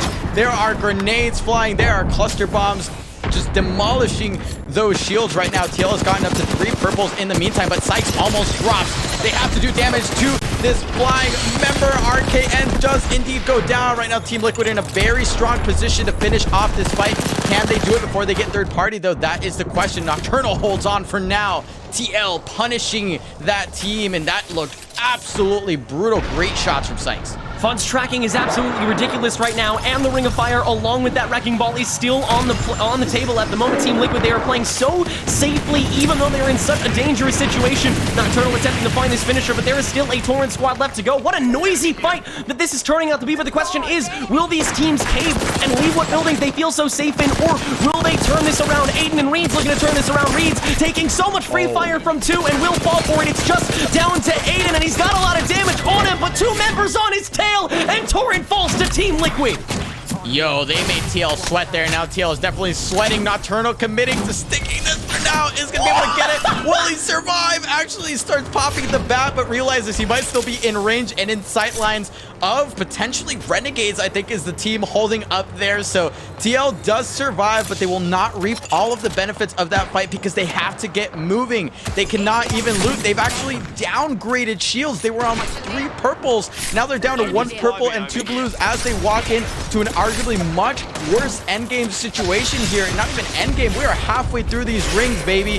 TL is going to have to find something here, some corner, some piece of solace to hopefully continue surviving. They picked up the KP, but at what cost, Henrik? The cost of big movement. They stayed at that southern end for far too long trying to find Torrent, but Torrent just found so much along the way. I'm sure that they're more than satisfied with what that game brought them, and they are going to shoot up this leaderboard if all goes well. Los Demonios, again, still so quiet. No KP, at least for Hakulo, and they're trying to engage with SSG in the process, but look how much they have to boast. All these gates, the Newcastle wall is up. There is no way anybody is coming to them. It's a question of when will SSG leave, and the answer is not anytime soon. Los Demonios, they will be able to camp this out, but they're risking being seen by teams like ESA, who also has a lot of space to boast for themselves. And what a surprise, Mello, they're in the circle. Yeah, they are well inside this circle. Esports Arena. This group is doing so much work, and they have a Kraber to work with as well as ridiculous. A massive hello. Like, they've picked up all of the package weapons on this rotate as well, which means that if they didn't have the fighting power before with this composition, they sure as heck have it with these weapons. So no team is going to be messing with them anytime soon, which means they get an end game here most likely, especially with the spot that they're holding. They have a lot of angles.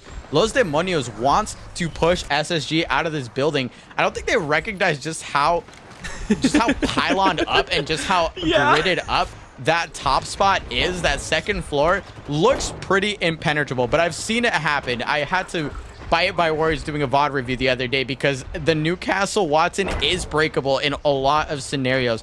But does Los Demonios, excuse me, have the tools to do it? Well, that's yet to be seen because Tech is still on blues. So not the best situation all around, and Ring 4 is closing. Well, here's the thing. I think both of these teams are playing it very well. LDM understanding that pylon, that shield, that castle wall, they're all on timers, and so they're able to kind of work around this, especially when that pylon times out. They'll be able to shoot a lot more in there. And so, in response, SSG is engaging early on, kind of back and forth, kind of piecemeal, to make sure that these bats and other, heals are farmed out as much as possible. So when SSG eventually does have to engage a little bit more, Los Demonios have to play fully committally. Here come the grenades after the pylon is fully gone, which means that SSG are going to peek a little more often, and Luxford already taking a huge chunk of damage here. Everybody's going to bat back out, and actually Luxford does get spotted momentarily there from that high ground, but SSG, they are sitting pretty for a couple more crucial seconds. Yeah, they will hold out for now. Mercy's still alive. E8 is still alive. If Pulverix have taught us anything, it's that you can't doubt the duos. I don't even think there's a duo left in this case. E8's still alive and is racking up those placement points, those scraps. They all end up counting. They can't all be critical. And it looks like Tech and the crew have found other victims to fight out with, but Tech actually gets dropped. And now Los Demonios down 1 member and most likely will have to leave them behind unless they can stabilize in this corner and pick up that member. But it looks like another squad is still looking down on them. It was SSG earlier. Yes, indeed, they are dropping down. Zen drops Hakulo, and that is the end of Los Demonios. Space Station Gaming eventually punishes that crew who did not commit to any of those pushes and ends up falling as a result. TL has actually rotated and improved their armor situation as well as their positioning. They take down a member of Renegades who are holding the top spot up here in the tower, and they're going to clean up that team as well. That's TL picking up 3. So many of these teams now officially on fire, but Elevate still alive. Don't count them out of this top 5. SSG, I mean, what great management up against Los Demonios, understanding the second that attention was diverted. That was their one shot at jumping back down, but on this corner, on this edge of the circle, they're already getting re-aggressed with a drone EMP to boot, but with this pylon, it should be a little easier to continue contesting from afar, which is exactly what SSG is going to do. Beautiful PK shot to find 63, and that's the go button for Dropped, who, as always, is going to try and destroy with this flatline as well. That's one down. That's a follow-up onto the pylon, but he falls in the process. It's down to 2, and ESA is the team that falls. We will not have a triple victor. ESA is denied that crypto ultimate space station, wins by a sliver. That could have made all of the difference here. That broken drone is going to hurt for days, I promise you. And now space station doesn't have the best armor situation, but does have a decent spot to play, and EA is still alive and in the top 3, no less. That is no longer placement scraps. That is a placement that teams fight for, and EA is picking it up right now, and they could pick up even more if TL ends up wiping the squad on top, or vice versa. It's TL and SSG with Mercy waiting to rat for second place for those crucial extra placement points that Elevate is so hungry for. And while TL has the low ground, they have more ground to work with in the first place. SSG is going to have to drop at some point in 3, 2, 1. Down they come to the lava, and Team Liquid is able to farm away at both squads, including Mercy, stuck between a rock and a hard place. Team Liquid take game 3. Team Liquid takes the right fight towards the edge of ring number 4, and they manage to squeeze their way in just enough to open up all of that space. They end up finishing RNG as well, and they control that entire southern side of that final ring, able to punish everyone in their sight. They had red shields, they had the resources, and they get a beautiful game 3 win. But that being said, SSG with that crazy KP and Elevate with that rat in Mercy, all 3 of those remaining teams stuck in that lobby did an incredible job, and I can't wait to see what the leaderboard thinks of things. That is the end of World's Edge here in the Carnage Cup, at least for day 1. That's right, people. We are only a quarter of the way through this event, halfway done for today. When we come back, game 1 on Storm Point. To some, this is nothing more than cardboard and ink. But to those who know, these are precious metals, rare gems, a full set it took 15 years to complete. Low-pop rookies, hypnotizing hollows, one of only a handful in the universe, or an heirloom to look after for the next generation. No matter what you collect, raw or graded, to have and to hold, or to crush your opponents with, what matters is that it's real. Introducing eBay's Authenticity Guarantee for trading cards. Our third-party authenticators inspect every detail of your card and compare it to the listing to make sure it's the real deal or no deal, because we know just how much your collection means to you.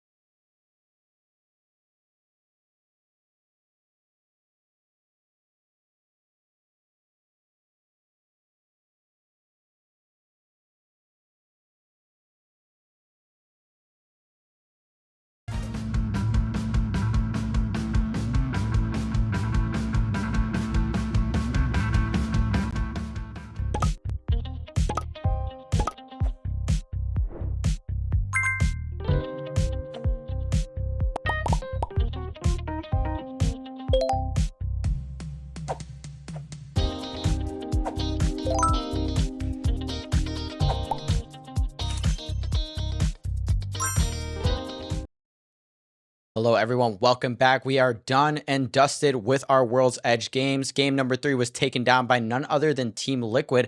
My name is Millicrit, joined once again by Tenric, and we're serving you up some fantastic Apex. While you're at it, why the sheets not? Serve yourself some ice cream.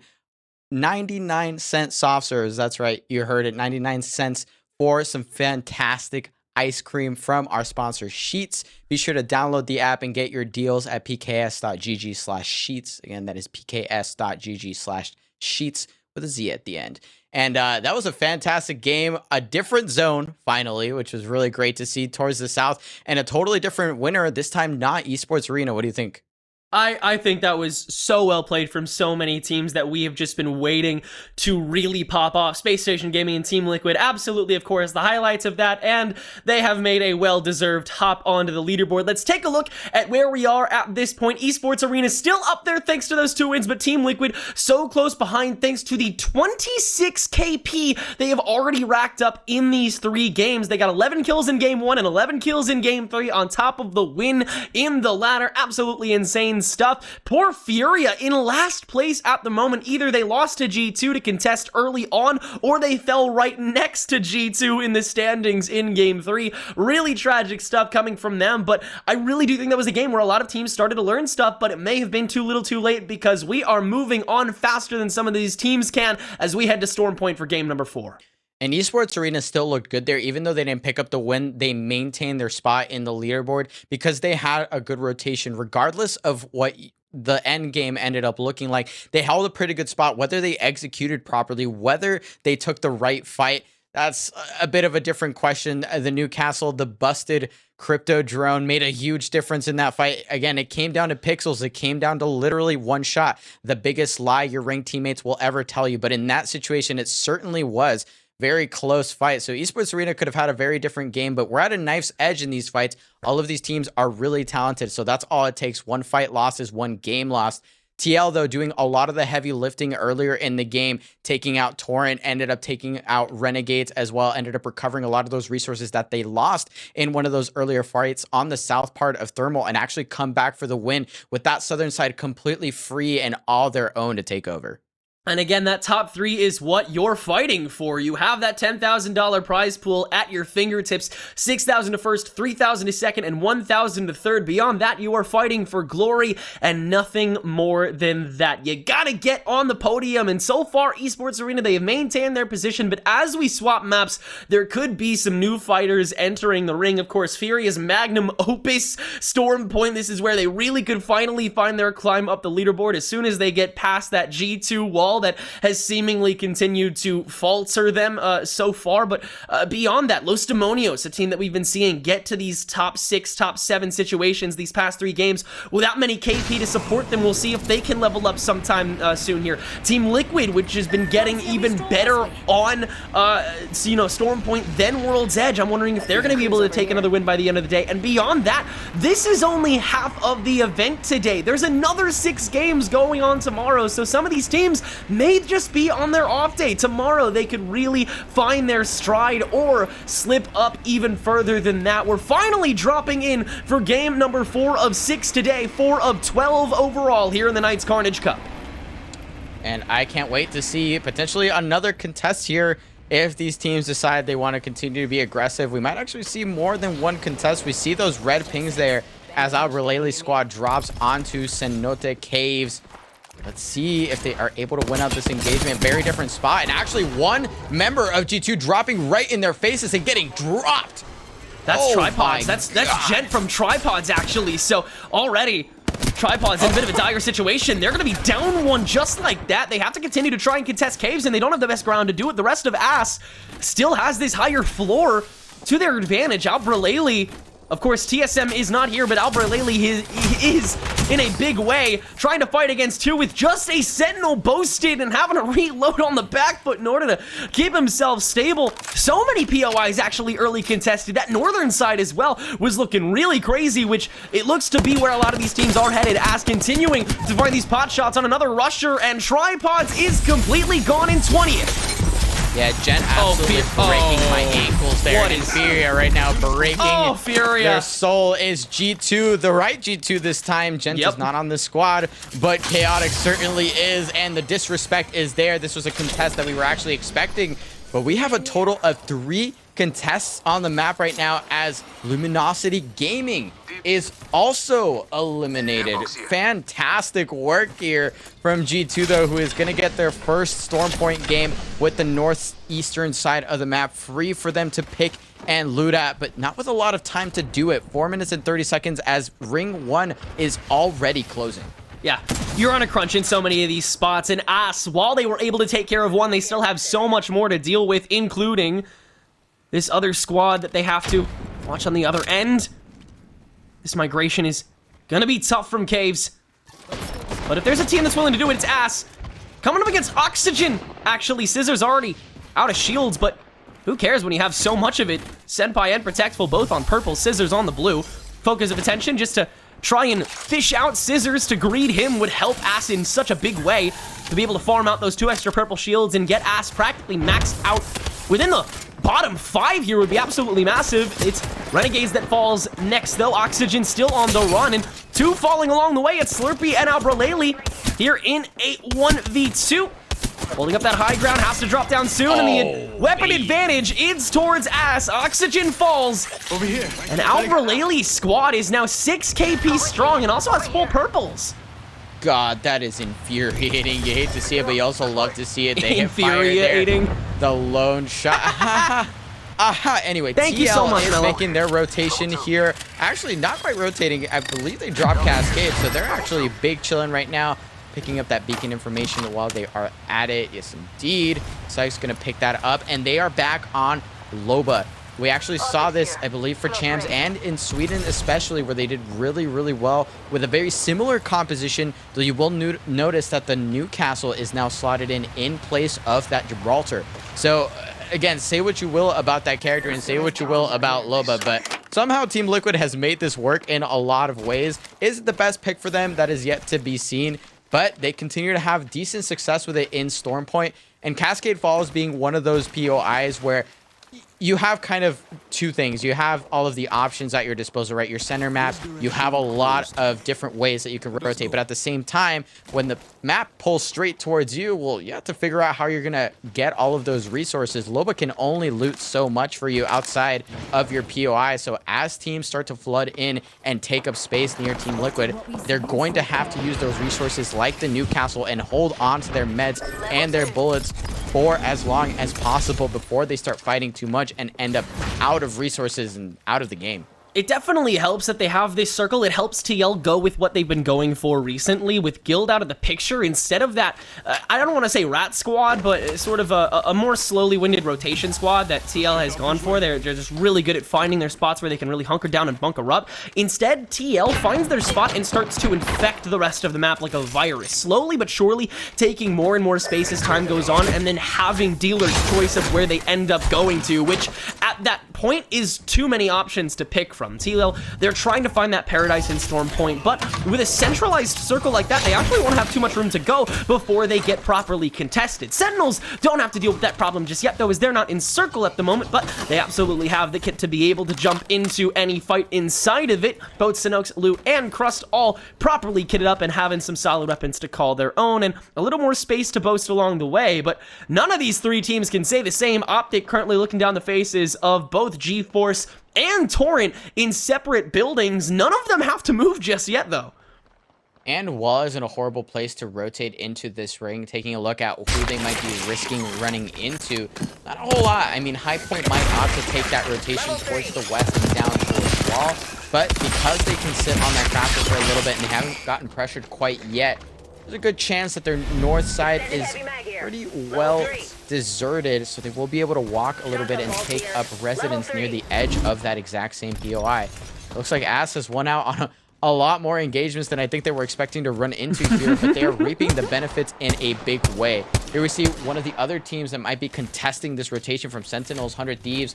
Command Center is also a great spot to play out of if this ring starts to pull a little bit further south and towards cascades, and also, of course, some of the dreaded end rings that end literally right outside the front gates of it. So 100 Thieves just taking up space for now, waiting, biding their time to see if they can find a decent fight, but it looks like they won't be able to choose their battle here if they're engaged by this team behind them. They have given up a little bit too much room in command center, and now a squad says, hello, we are here to kick you out of your house and maybe kick you out of the game. This is an okay spot to have, though, especially with that Ashe. At any point, they can GTFO if they want to. They just need to clear out these spaces. 100 Thieves, poor guys, they haven't really had the best positioning the past 3 games on World's Edge, so they weren't even able to really farm too much KP or placement points just yet. They're currently sitting at 8 in the bottom 6 of the leaderboard, but there's still 3 Storm Point games to change that, and of course, 100 Thieves notorious at this point for trying to push that envelope when it comes to the meta, and I think Ashe, as well as Fuse, is a great way to say, hey, we're trying to do that again. Meanwhile,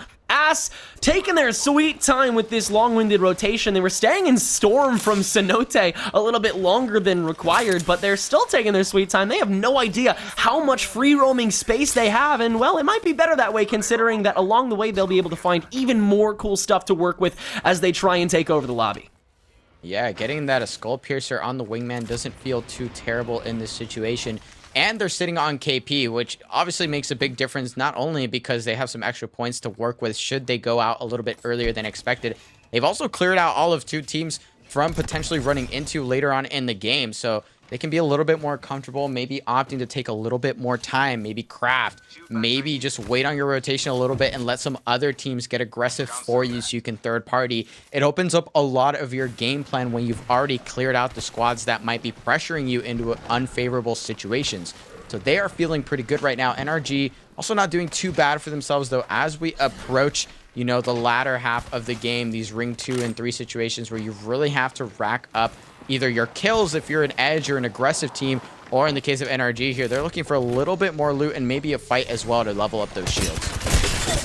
G-Force, a proper contest up against Torrent. They finally made their move, and it looks like Torrent is going to be completely happy with it. James Fearless falling. Bronzy and Capra going to try and hightail it as there's still a lot more room in this circle left, and they certainly don't want to deal with a top 15 placement at this late of a stage in day number 1. NRG also taking some solid shots. They have an even better position debatably, but they still have to get inside this circle and have to work with a couple grenades and a team on the other side of this wall. Who may it be? I'm not entirely sure just yet, and NRG doesn't necessarily know either. Nathan and Sweet attempting to push this door while this rotation to keep defensive prowess is still stable. A black hole pretty early on, so NRG can continue just slowly but surely pushing through, and it looks like they will eventually be able to do that after all this utility gets eventually melted away. Nathan gonna open this door back up again. Here come the shots from behind this tree. No shots onto this head. Nathan has to back up. And NRG, they are really stuck here for the moment, but the exhibit will certainly help at least in getting these distance plays, is they really can't do much more than that for the moment. Now Nathan is going to attempt to push this in. The black hole is already utilized, though, so you just have to fight a little bit better, and it looks like Nathan is doing so far. The Nox Gas, though, to counter. There's a caustic on this opposite side of the squad, and Sweet is going to take the brunt of the damage for it. Now the rest of NRG attempting to circulate, and get around this tree, and they will do so to an extent, but Nathan falls along the way. Guild trying to fire through on this knockdown shield, but Nathan is fully down, which means at the very least NRG knows where at least one of these opponents are. It is Vize and the rest of who that fall to NRG, only losing 1 member along the way. Who does hold out there for a lot longer than I think NRG was hoping, so much so that Nathan actually gets dropped, but no bother because they do have that mobile res beacon, so they're probably going to pop that down here soon, flashing it a little bit. They still have Sweet on that Kraber, which, to be truthful, didn't have the most impact in that fight. That's just kind of one of those situations you run into where it can be, you know, a blessing and a curse. If you get that nasty hip fire shot that breaks the fight wide open, you're feeling pretty good. If you're running into caustic gas, you can't see anything, and you didn't open frag, well, stuff like Nathan dropping all the way and getting full thirsted are some of those punishes that can come through. So I'm sure that they will recover a little bit here. They are on the edge of ring, and they have quite a bit of ways to walk. OG looking really good here. Optic Gaming looking up towards command center, feeling pretty good about their shield situation, and we're seeing them in a map where they've had some mixed results. They haven't had every game, you know, be amazing and go their way on Stormpoint, but they are back on that Gibby meta, which is interesting here. I'm surprised they've pivoted back to the Gibby after we swapped over to Stormpoint. It's funny, I never thought I'd say something like this, but I'm glad that Optic doesn't have to move that far. It feels like they deserve this after they got so gypped on World's Edge. They finally are able to, you know, stock up, take stock of how this game is going to be, and they have a lot of control around this general area, a lot of directions they can look. You can see how far Skittlecakes is actually rotating here and extending themselves. Sentinels, Crust taking some pot shots as well, just to farm up this damage and perhaps keep a Valk dive from going on. Not too many rats entering the ring so far. Elevate is still fully stable, don't worry guys. Nobody able to really take too much high ground either. It's been all about the movement towards this circle so far, as no team has been really fully satisfied with exactly where they are. And I think that's part of the beauty of Stormpoint, is that one space is never fully invulnerable. There's always the next thing to move on to. Absolutely, and Space Station Gaming will certainly have to look onto their next thing here, dealing with a rotation that is being slightly kept out by Zednam and the squad that is also pressuring Optic from their backside. So a lot of pressure being exerted, but like you said, Optic does have quite a bit of space to work with. They're a little split right now, but that's how they're choosing to play this, to make sure they gain maximum pressure. But just downhill of them, Space Station Gaming has finally made a decision and comes down with the push. Full crack on those purple shields, but almost going down for it. The bubble goes down to try and hold out just a little longer, give it a bit of a reset. But Rex is not interested in resetting. He wants to go, go, go. Wreaths falls, but there's a lot of damage being dealt back to SSG. Zen, the last member, up with shields. Big shots from Fretch, though, dropping Aiden. And Arcan is going to pick up Zen on the way out, so the third party is there. It is timely, and Torrent is about to ruin Space Station's game, cleaning up those thirsts from those knocks. The third party there, just absolutely brutal. And they're going to be able to pick up a little bit more placement points if an escape. No, they can't. Space Station Gaming is eliminated. SSG fully gone now, and Los Demonios attempting to pick up the pieces on top of that. They're doing a pretty dang good job of it so far, but one will fall in process. It's Hakulo, but the rest of Wingman season will fall in the end. It is Los Demonios that finally has some KP on the board. It seems like it's been forever since they actually were able to get any. But I want to take a second and go back to that fight that SSG was stuck in. It feels great to watch Dropped continue to kind of push that front line, as he absolutely should as that defensive champion, but it didn't exactly feel like their push was completely necessary in that fleeting moment. They kind of made that beeline, and that one moment was completely unnecessary. There was still way too many resources I think they were able to farm out maybe. And they could have taken their time just a little bit longer, but Stormpoint doesn't necessarily favor that. It favors the go, go, go. And so I totally understand why Space Station made that gamble. It failed this time, but it could very well go their way next time, and that's the beauty of the format that this boasts. 6 games today, 6 games tomorrow. Optic trying to take some extra points of their own here in Game 4. Skittlecakes has to bat back up, but they're able to get a solid zone out on these other teams that they're, again, attempting to just whittle down and force them to bat a little more often than they do. Great stuff to see from Optic, just continuously forming their own embankments, more and more adaptive each time. They are quickly evolving through this lobby, and I expect to see them do even more as time goes on, both through these games and the games tomorrow. But you could say the same about any team. The question is, how meteoric will that rise be? Hunt of Thieves, another team that has a big old question mark on their heads, not only because Vayne has been in the conversation for a while now and is now playing with them today and tomorrow, but they also haven't really done that well so far these past couple games.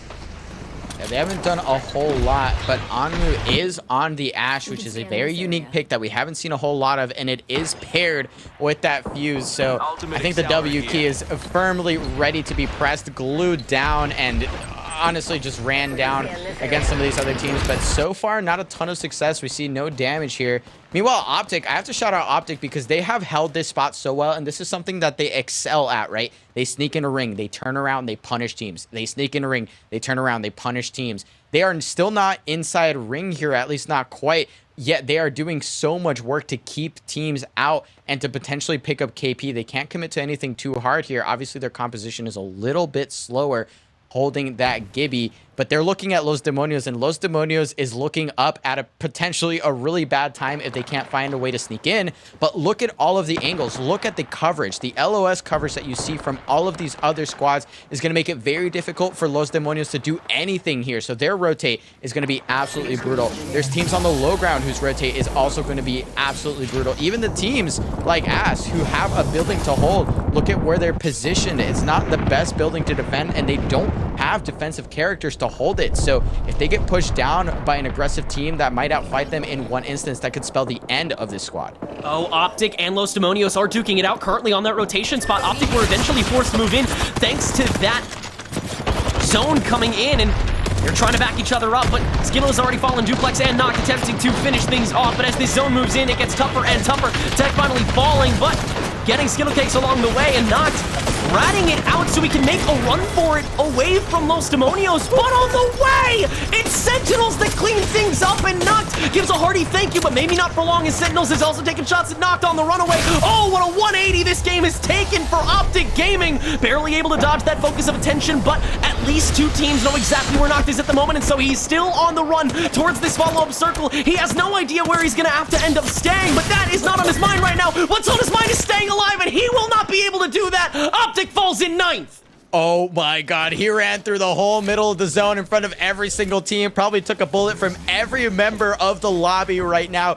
I think the amount, I don't know if people recognize the amount of patience it takes for a controller player to stand there with a car fully loaded up and a character standing right in front of you, almost still shooting, unaware of your existence. For you not to hit that right trigger, oh my goodness, he really paid the tax there. Didn't survive for long, unfortunately, but that could have turned into something, and I think that's worth mentioning here. But Ass stays alive, and they will have to move. I said, but they will have to move. We already knew that they were going to have to make a shift here, and it is going to be a shift to a kind of an interesting position. Look at the way this ring has pulled. A lot of teams that had a decent spot are now having to shift their focus over to the squads that are holding up on this wheel. NRG already did that. We saw 100 Thieves sitting up there earlier, and 100 Thieves currently going down to NRG. Seems like forever ago that Ass, in the meantime, was able to find all those kills. They've been relatively quiet the rest of this, and it's mainly because, again, the rotation has been so slow. They haven't really worried about finding more KP. They've just been worried about slowly but surely getting inside these final squads, and they've been doing a dang good job at it, holding down this corner, and now they're going to be able to burn practically for free. They will have to move in just a little bit more, and a lot of POVs they'll have to worry about, including that high ground from NRG, but it looks like that's where they're actually targeting. No, they're going to split up and head to this backside. That's beautiful stuff, because now NRG can't target them without dropping down. That's a great way to adapt from Slurpee G, but can the rest of them catch up? Albert Lely attempting to, but Slurpee saying, nah, guys, this isn't safe anymore. Let's hide in a different corner. And I think you can shoot down from the slits through some of this wheel work, so not the most amazing spot here. But at this point in the game, at this point in the ring position, you just have to turtle and live and pick up whatever KP you can on the way in. Esports Arena, absent from our top 5 this time around. They will not make it in, and teams continue to fall out. E8 is also knocked out. We see Sweet in the kill feed with the Kraber finally doing work, this time onto Sentinels, who took out at least one other squad on the edge earlier in our fighting. So NRG now holding a great spot, finally finish us off 100 Thieves, and they are looking down with free shots left and right. They are pinging. You can probably already hear Sweet in the back of your head just saying, look here, look here.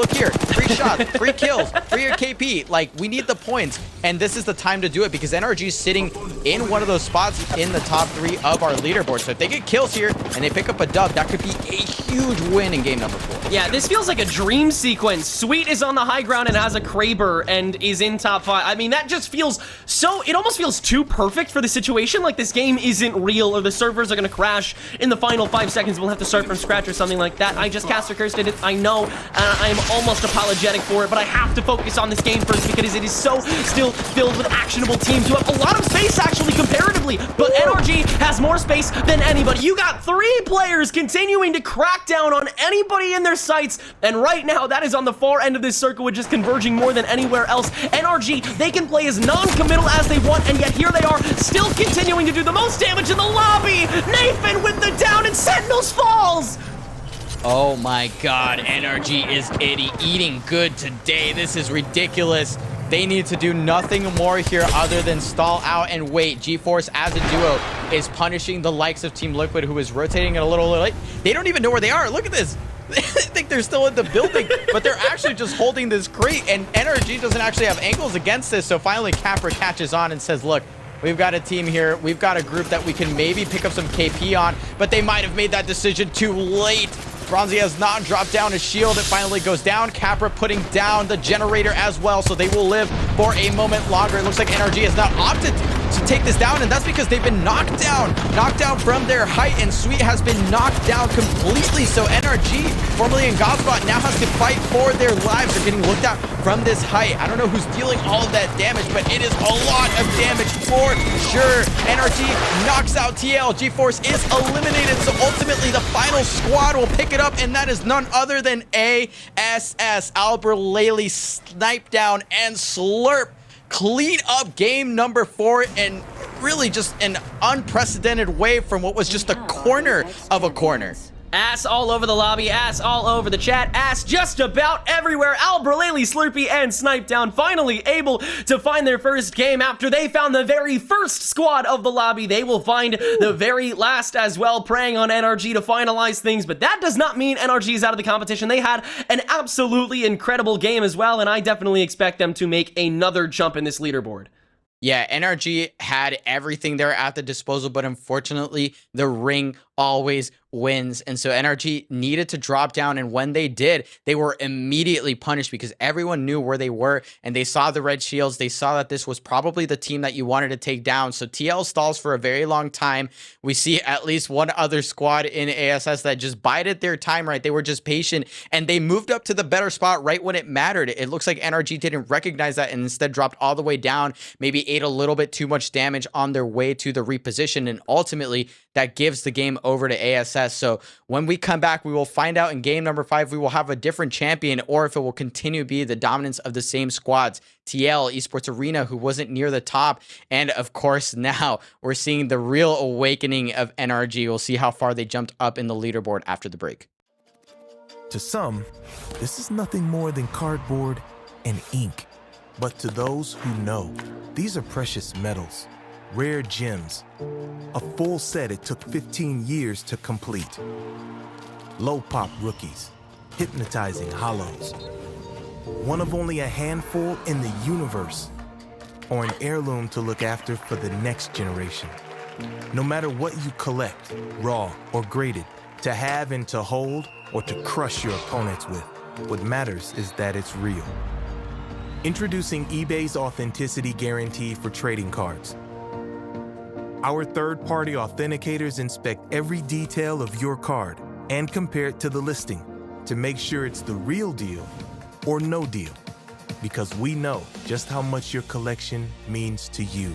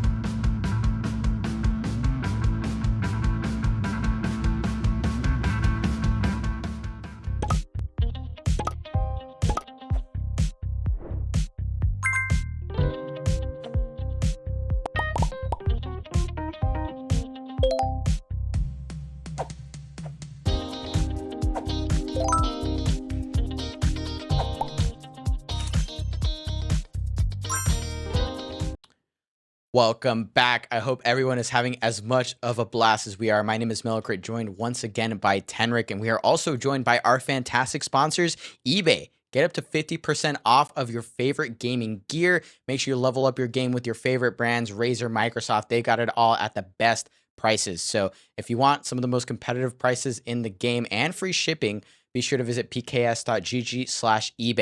That is pks.gg/eBay. Tenric, NRG stocks are going up right now. I can't wait to look at the leaderboard because even though they didn't win that game, and shout out to ASS because their stocks are also going up as well. NRG did a lot of work there towards the end. Well, wait no longer, Mello, because here it is, and yes, indeed, NRG, they have finally stocked up enough KP and placement points to be able to take first place. ESA have finally fallen, and not just that, Team Liquid have also surged ahead thanks to their really solid placement. That is thanks to a very convenient circle for them, ending up on Cascade. The fact that last circle was so chaotic, but also so clearly could have been so much more chaotic is astounding. SSG and AS rounding out the top 5. The sustainability and consistency from them is still coming through. Wingman Season had another really solid game there as well. Elevate had some good survivability, and Oxygen, you can tell they are just always on the cusp of breaking through.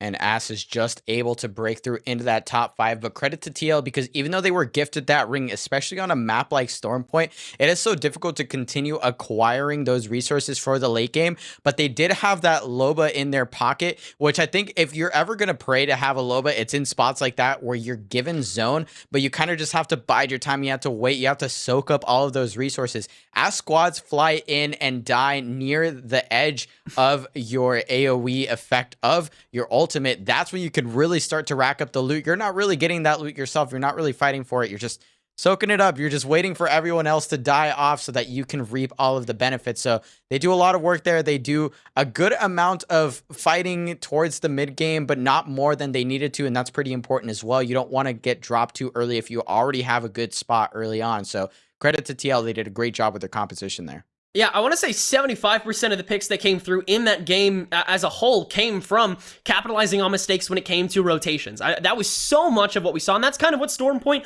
allows for, is if you make a mistake burning, if you make a mistake running through to circle, then you are going to get punished for it by teams at this caliber. We saw that with something like Optic Gaming, who, while they were in a good spot, and while they still had technically control over Sentinels and Los Demonios, all that Los Demonios had to do was throw themselves at the problem, and all of a sudden, Optic were worse for wear. They had to run away from the situation as Los Demonios went down to Sentinels, and then Sentinels could farm even more out of that, which now puts Sentinels over Optic Gaming in the leaderboard as well. So I'm really interested to see how Optic, again, continues to adapt because they've been looking better and better game by game, and here on Stormpoint, I really feel like they could come into their own, but they just have to find their movement properly. Yeah, and we were actually getting to witness Noct doing their best. I don't even know. That's not a rat. Rats don't run that fast, but that was just crazy how long he was able to survive. And Optic did have an okay spot there, but once again, when you get engaged on, when teams get desperate enough, sometimes you can be on the bad side of that coin flip. So that's sort of what happened to Optic there, even though they were keeping out Los Demonios and probably were already counting up the KP they were going to have. Maybe, you know, counting their chickens before they hatch, end up getting punished there and end up unable to hold out.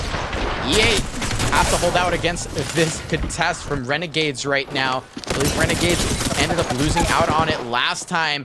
Do trade out 1-4-1 for the time being. Actually, I think that's 2 members dropped so far. Make that 3. E8 is eliminated just like that, Tenric. We have a different team in the lobby that we didn't see before. Renegades will be joining us for the latter half of the game. Great way to kick things off over on the wall. In the meanwhile, Tripods, who also had an unfortunate game due to our friends over at AS. They're trying to separate themselves from the problem a little more this time. Nick Mercedes and the newly acquired Gent, they haven't really found their stride just yet, but there are a lot of games left to go. Stunny, crazy Sentinel shot, but already unloaded, has to recoup here in this 1v1, and Yanya in Luminosity is going to be able to take that kill because of it. But can Luminosity complete here? They still have to play from this distance with the R3 and triple take. Is Yanya still attempting to make some ground happen as Nazel has to back out here. Yanya still pushing through. Enemigo is going to find Zetanim to begin, and Luminosity is able to finish off Wingman Season. Wingman Season is out of this game. Luminosity Gaming winning out on this contest. Looks like they might already be pinging potentially a third-party situation, but it is not to be quite yet. And we pan on over to our final contest that we were seeing a little bit earlier. AS is looking a lot better than they were in the earlier games here. They had a pretty decent game there, of course, picking up the dub for our first match on Storm Point. So they're looking to repeat just like Esports Arena did on World's Edge, but they have to win this contest out first. And Ring 1 is already approaching. Those ring changes, you gotta love them. You gotta hate them as well. Nick Merckx certainly hating them a little bit more than they are liking it, because ASS is looking hungry for these kills. They have the shield advantage against ASS, but that's never stopped Albralele and crew from pushing down and winning these fights. Yeah, they're actually trying to get this pressure onward, even though they're the ones holding the outer edge. They don't want to play guard dog. They don't want to play babysitter here. They want to just get rid of tripods and move on to the next thing. They want to start getting a move on because they got punished for it a little bit too much last time. They were still able to take this game, but it was by the skin of their teeth and with a lot of chaos in the end game. And so I think ending those clogs is really important. Gent gonna be the first to fall thanks to As taking that high ground pretty quickly. That Horizon Valk combination on these towers is just so potent. Albralele definitely happy with what they've done so far, but As is not done just yet. An Arcstar to flush out that door. Slurpee holding down this low ground and then snipe down on the other door, and here comes the opening. That's the down on a Nick Merckx, and there's just one left to go. Deeds gets melted and Tripods falls in 18. A microdrone for a microdrone, and we get the perfect timing here once again. We pan on over to G2, laying the disrespect on heavy and thick and with way too much mayonnaise. That was incredible. Once again, G2 will be joining us for the I keep calling it the latter half. Really, we have quite a bit more Apex to play in this game. But in terms of contests, we, I think, are about finished up here. 2 minutes and 45 seconds left on this ring close. Once again, 17 squads left to play with, and G2 comes out on top once again. I think at this point, they didn't have the confidence they needed. They've certainly been given that boost by repeatedly winning the Storm Point contest, so good job for them. I think there is still one member kind of ratting out for Furia, I believe. Maybe Hids Watson, if I'm not mistaken, because I didn't see it on the kill feed, and only 3 squads have fallen so far, and I don't believe that one of them is Furia as of yet. So we'll see maybe a rat out and a better placement in the future. In the meantime, Torrent, a team that has, again, been kind of waiting in the wings and consistently performing pretty okay in the middle of the pack, getting a solid amount of KP in some of these games, especially game number 3, but nothing super of note just yet. Currently taking some pot shots from afar, attempting to boost up that bank. Again, this is day 1, but this is half of the games you gotta play. You gotta rack this up so that tomorrow you have the easiest springboard of all. Great shots taken over from Reeds on this R3 plus Volt combination. What a crazy combo that we've already seen a couple times boasted by these players. I think by Reeds more than anyone else so far. And you know what? I'm not totally against it. I think it's really fun to watch.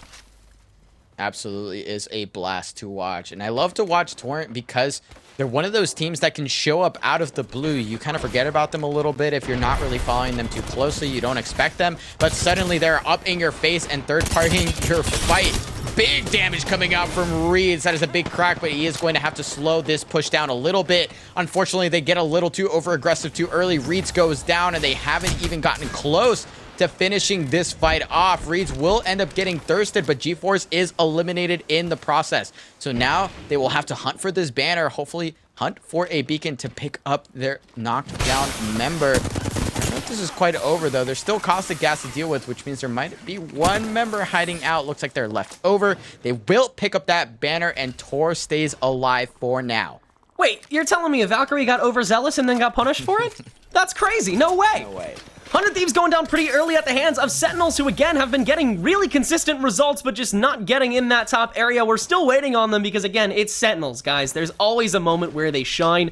But Torrent are the ones that we're looking at right now. They are definitely the protagonists after a really solid team fight they just engaged in and trying to find a solid beacon for their friend. Renegades were one of the teams in one of these contests, and they're surviving and thriving as they make the northeast edge of this circle with not too much contesting them along the way as well. Again, just guarding the outer rim of this circle to make sure that their path in is uncontested, and I believe it may be, but no.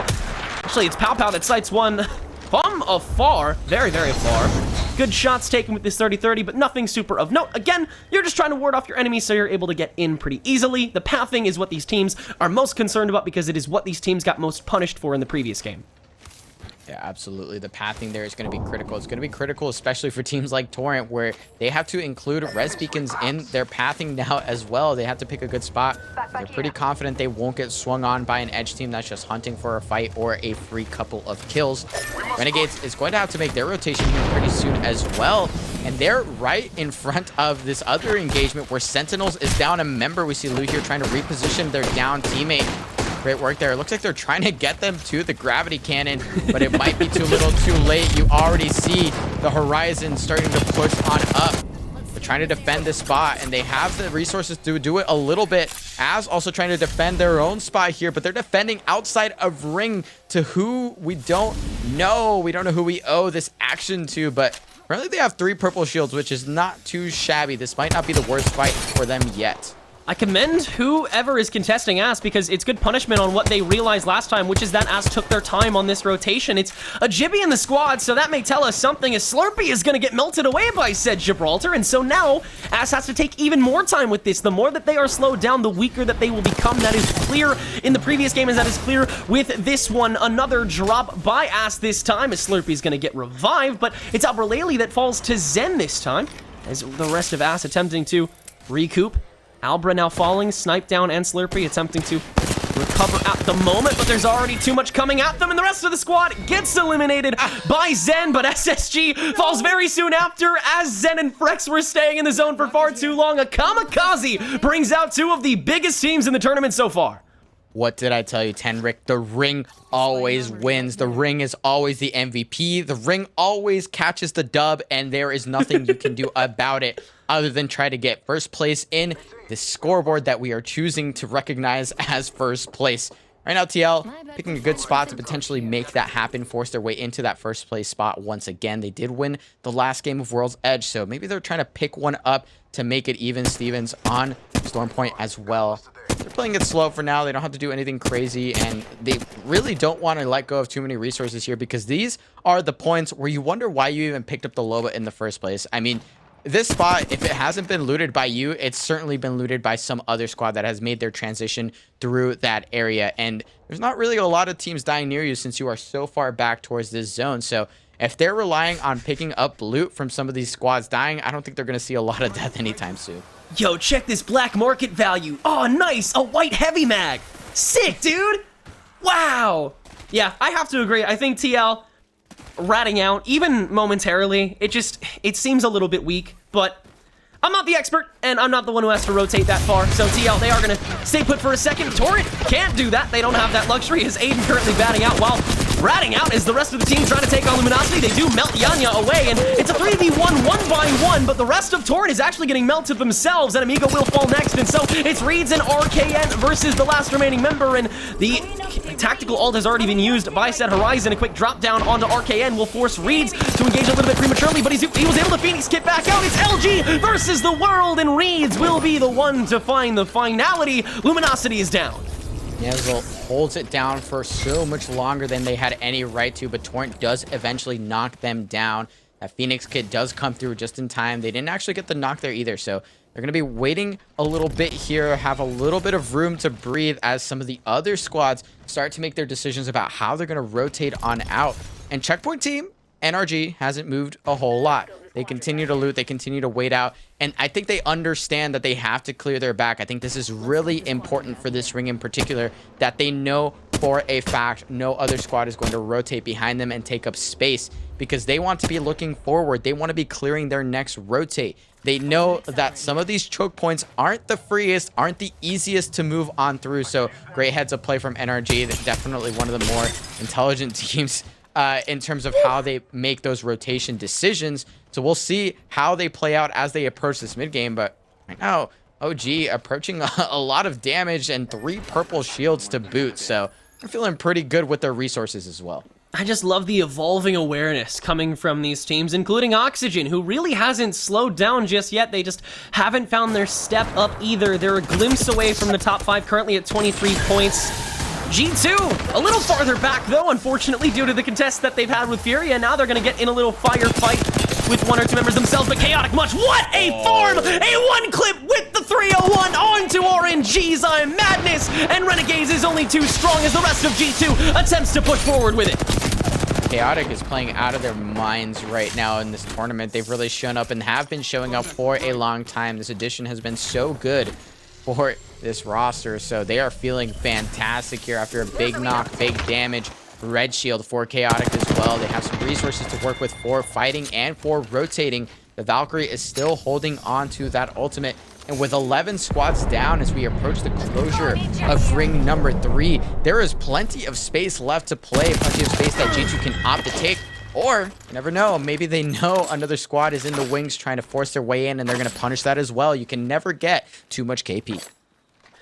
G2, this could be their shining moment. They still have so much of their kit ready. They really didn't have to use much at all for that. All they really had to do was fire away at the Renegades that were running away from them. So that's another free squad wipe for them. I believe that is a full 6 KP at the very least, due to them being able to take down Fury yet again.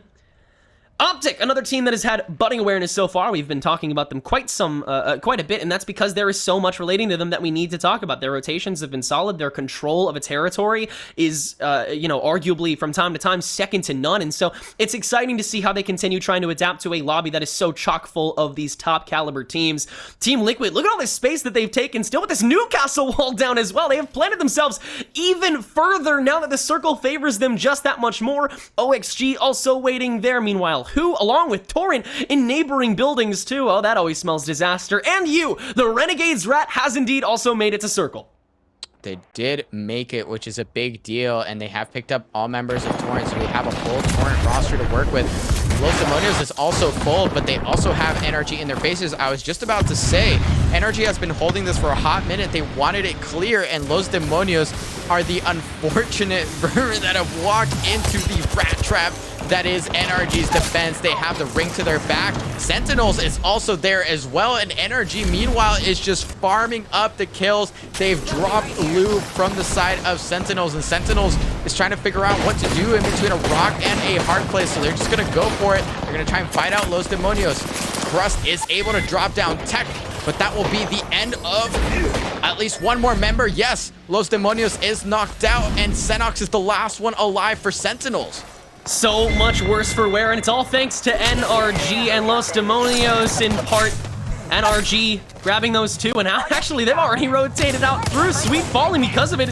Guild and Nate been having to try to pick up the pieces here. They are not in an optimal position, actually. Their rotation has not been too perfect. This circle has not favored them, and they still have a long ways to go. They don't have much time to get there either. Only 90 seconds to fully recover and make sure that the rest of this is cleared out, but they do have a lot of speed on their side. They have that Valcalt ready too, as long as Guild stays safe, which is definitely difficult in these trying times. 8 squads remaining as the circle continues to converge, but this is a fleeting moment that NRG is able to get away unscathed and actually move to these rocks on this circle. Optic to their right, Team Liquid directly in front of them. So much on the table here, but NRG, they're looking to continue their #1 spot, and in doing so, they're going to try and take some shots at some other opponents on this low ground. Nathan losing the shield, and everybody having to back up for the moment. Guild and Sweet going to try and cover up this front line, but NRG, they are definitely a precarious spot, but it doesn't make it any less powerful. And actually, Team Liquid was knocked out earlier in the engagement where we saw NRG keeping out Los Demonios and Sentinels. So actually, NRG now taking up residence on this backside means that they have likely the most space in this final ring right now, and they can pressure so many squads, including Optic, who has had to shift away. Those rocks that TL were on were no longer playable, I believe, and so that forced that squad to move through. They made a decision about where they wanted to play after. They likely fought a team out and ended up losing, so now NRG gets so much real estate and so many angles to work with. Look at how much of the map they can stare at right now, but that goes both ways. If they are poking, if they are peeking out, they are likely to get poked out right back by Optic Gaming and the like. And we definitely heard a bow earlier. A bow knocked a member of NRG, and I gotta say, if there is a soundtrack to hell, it is the bow shot at 120 BPM, 100%. And that might still do damage to that squad. Renegade's only rat here, going to try and survive a little bit longer. Got to scrap together those placement points the best that you can. And look at how much space there is actually to work with, but so much of it unplayable with lack of cover. I think you was about to drop on 4 teams and then saw at least one and noped back out of there, now on the far reaches of this circle. And that's actually a great vantage to a fun fight. But shall we get a better one? Let's hop over to that building and see what's going down. A lot of shots taken between these Watson fences. It's OXG at the center of it all. Scissors and Oi Senpai on the inside, attempting to grab these outside shots and batting up along the way. They have this low ground now. Protectful running into 3, running past own enemies, but OXG, they have this base in the meantime. Who continuing to control this low ground? The question is, does this stalemate continue, or does somebody act again? They're back at the edge of this circle, and somebody is eventually going to fall. And Valk remains one of the most annoying and consistent entry fraggers of any of the legends. Look at the way that they're able to weave themselves in and out of what are essentially death traps right back to the safety of this grid set up by Oi Senpai. Beautiful stuff there, but it doesn't mean that they've opened up the space they need quite yet. Scissors is now having to pop a Phoenix kit, and Oi Senpai also popping an ultimate accelerate in the hopes that they will have at least one more generator to work with before they inevitably have to deal with who actually has a Gibraltar to work with. So who would have thought the one Gibraltar is actually going to get shoved down by a Crypto? This is going to be a very interesting fight if it does break out. Greatsword and Draft have been boasting these Jibbies and Newcastles the whole way through, and it's really great to see. These comps try and take hold. That defensive bombardment is going to catch a lot of these non-Watson teams off guard. Vize firing away at this purple knockdown shield and getting punished a lot for it. Actually, Oi Senpai from the backline finds the opportunity, and the rest of Oxygen is going to try and get the drop down to GB. Volvo already fully gone, and the rest of Who is going to fall. It's just Wave left trying to shield back up, but doesn't have the time to. Going to try and take the place of OXG, but doesn't have much to work with. Has to get rid of these gates. The rest of Oxygen on the chase. It's Protectful and Scissors who finish off Who. Oxygen is ultimately helped out, and Renegade's last member is actually the one doing the damage. I think they could have easily griefed at least 2 teams' games here, depending on how well Oxygen plays out of this big 97 spray. From Protectful is going to take that member down. Renegades is eliminated, and Scissors is the last member alive for Oxygen. Meanwhile, Optic Gaming has actually been eliminated. NRG's presence is being felt by the entire lobby right now as ring number 5 closes. Scissors going to try their absolute best to live it out just a moment longer, but they will be eliminated. Now this has fully broken out. Torrent has taken this height that Team Liquid was holding earlier, eliminating G2 completely, and now they're sliding down for what is the final fight of game number 5. We're gonna see a knock on the 2 members of Torrent make that 3. NRG ends up cleaning it up from one of the best spots on the map for the final ring and is your game number 5 champion. Ultimate Redemption holding from on high once more, but this time they don't have to get punished for it. Taking their sweet time pun,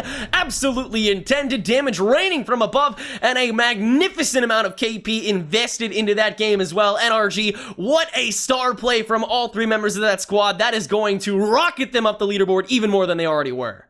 Yeah, there were 2 steps to that victory. They're very simple. Kill everyone behind you and then kill everyone in front of you. NRG, very straightforward with that math, is able to capitalize on that positioning so well. After Team Liquid got knocked out of that God height and Torrent took up residence, they were able to just keep pinging them, and they were able to keep pinging damage onto Optic Gaming. And as the fight broke down just below that hill, it was just too free, just too easy. They walk up and they stock up a big win here that is certainly going to vault them up the leaderboard. We'll have that ready for you after the short break. Don't go anywhere. To some, this is nothing more than cardboard and ink. But to those who know, these are precious metals, rare gems. A full set it took 15 years to complete. Low pop rookies, hypnotizing hollows. One of only a handful in the universe. Or an heirloom to look after for the next generation. No matter what you collect, raw or graded, to have and to hold, or to crush your opponents with, what matters is that it's real. Introducing eBay's Authenticity Guarantee for trading cards. Our third-party authenticators inspect every detail of your card and compare it to the listing to make sure it's the real deal or no deal. Because we know just how much your collection means to you.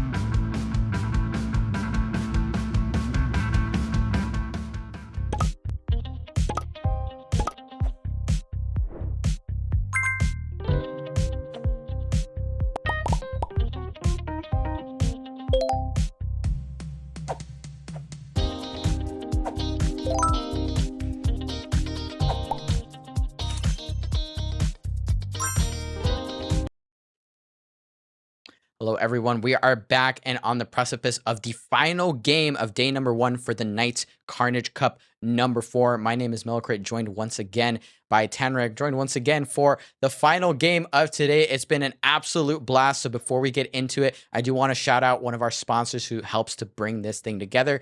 And if you've ever wanted to learn how to invest or learn how to keep track of a portfolio, as well as use some of the best tools in the business, be sure to check out Investor. Investor is our partner for this night's event and many of their events. They do a great job of showing newbies the ropes on how to get your money up. So if you're interested in learning about that, managing your portfolio, and all of the great tools to learn how to invest, be sure to visit pks.gg/investor. Again, that is pks.gg/investor. And this leaderboard is, I think, going to blow a couple of people away, though. If you've been watching, there's at least one team that has done a great job of cementing their spot on that top 3 position. Yeah, let's take a look at who's number 1. It's no surprise it's NRG, and look how far ahead they have surged, now 18 points ahead of merely second place. It's actually kind of funny because NRG got less points this game than they did the previous one, and yet look how far they continue to go. Esports Arena actually making it back up to second place thanks to the solid placement points that they've been getting consistently throughout these last couple of games. They were able to grab 7 the previous game. Ratting out has actually kept them up here in Storm Point despite things. Team Liquid holding on that high ground. They will hold on to a top 3 spot, but there are a lot of hungry teams still waiting in the wings. Ass and SSG notably still rounding out that top 5, and neither had an extremely amazing game. Ass and SSG unfortunately kamikazing each other in the ring very early on in this game, but their lead has held. Torrent and Oxygen and G2 though, definitely some teams to watch out for in the future. In fact, I would say that the entire top 15 at this point, maybe even 17, are teams to really take a look at and say, wow, these guys really have a chance. Yeah, absolutely. We're seeing a lot of teams drop to contest as well. So every game is a new game in more ways than one, because we do have teams falling very early. And we have to shout out Ass, because that squad seems to be like the gatekeepers right now of the top 5. I think they've been floating right around that level, even though they haven't been doing anything crazy other than, of course, that big dub that they picked up in the first game that we had on Storm Point. There's another squad that has been quietly grinding away at those points, making sure they're in a good position on day 2, and that's actually Esports Arena.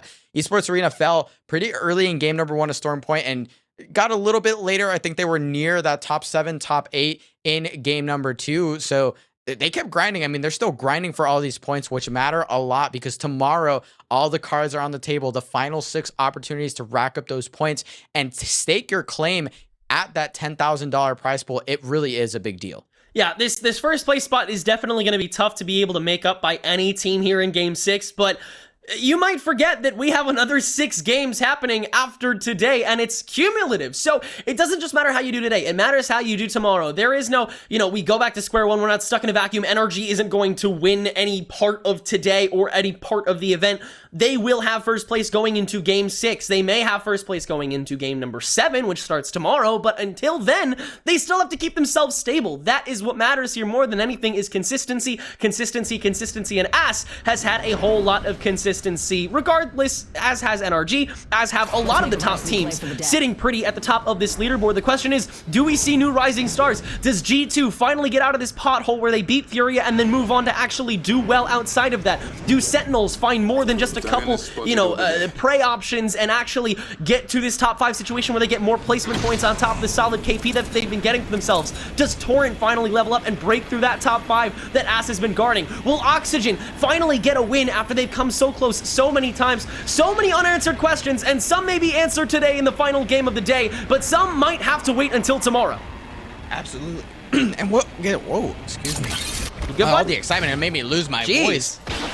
Summon the demons there. And yeah, absolutely. Every team is going to be able to take this back to the drawing board in day number 2 as well. So they have time to sort of workshop a lot of these positions that they've been stuck in that have led to really bad games. But E8 here already looking like they might have a rough game.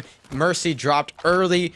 A 2v2, 2v3 situation. We don't quite know yet. So they're going to continue to loot here and maybe turn this thing around, but certainly in a pretty bad position to revive their teammate, at least from the looks of it here.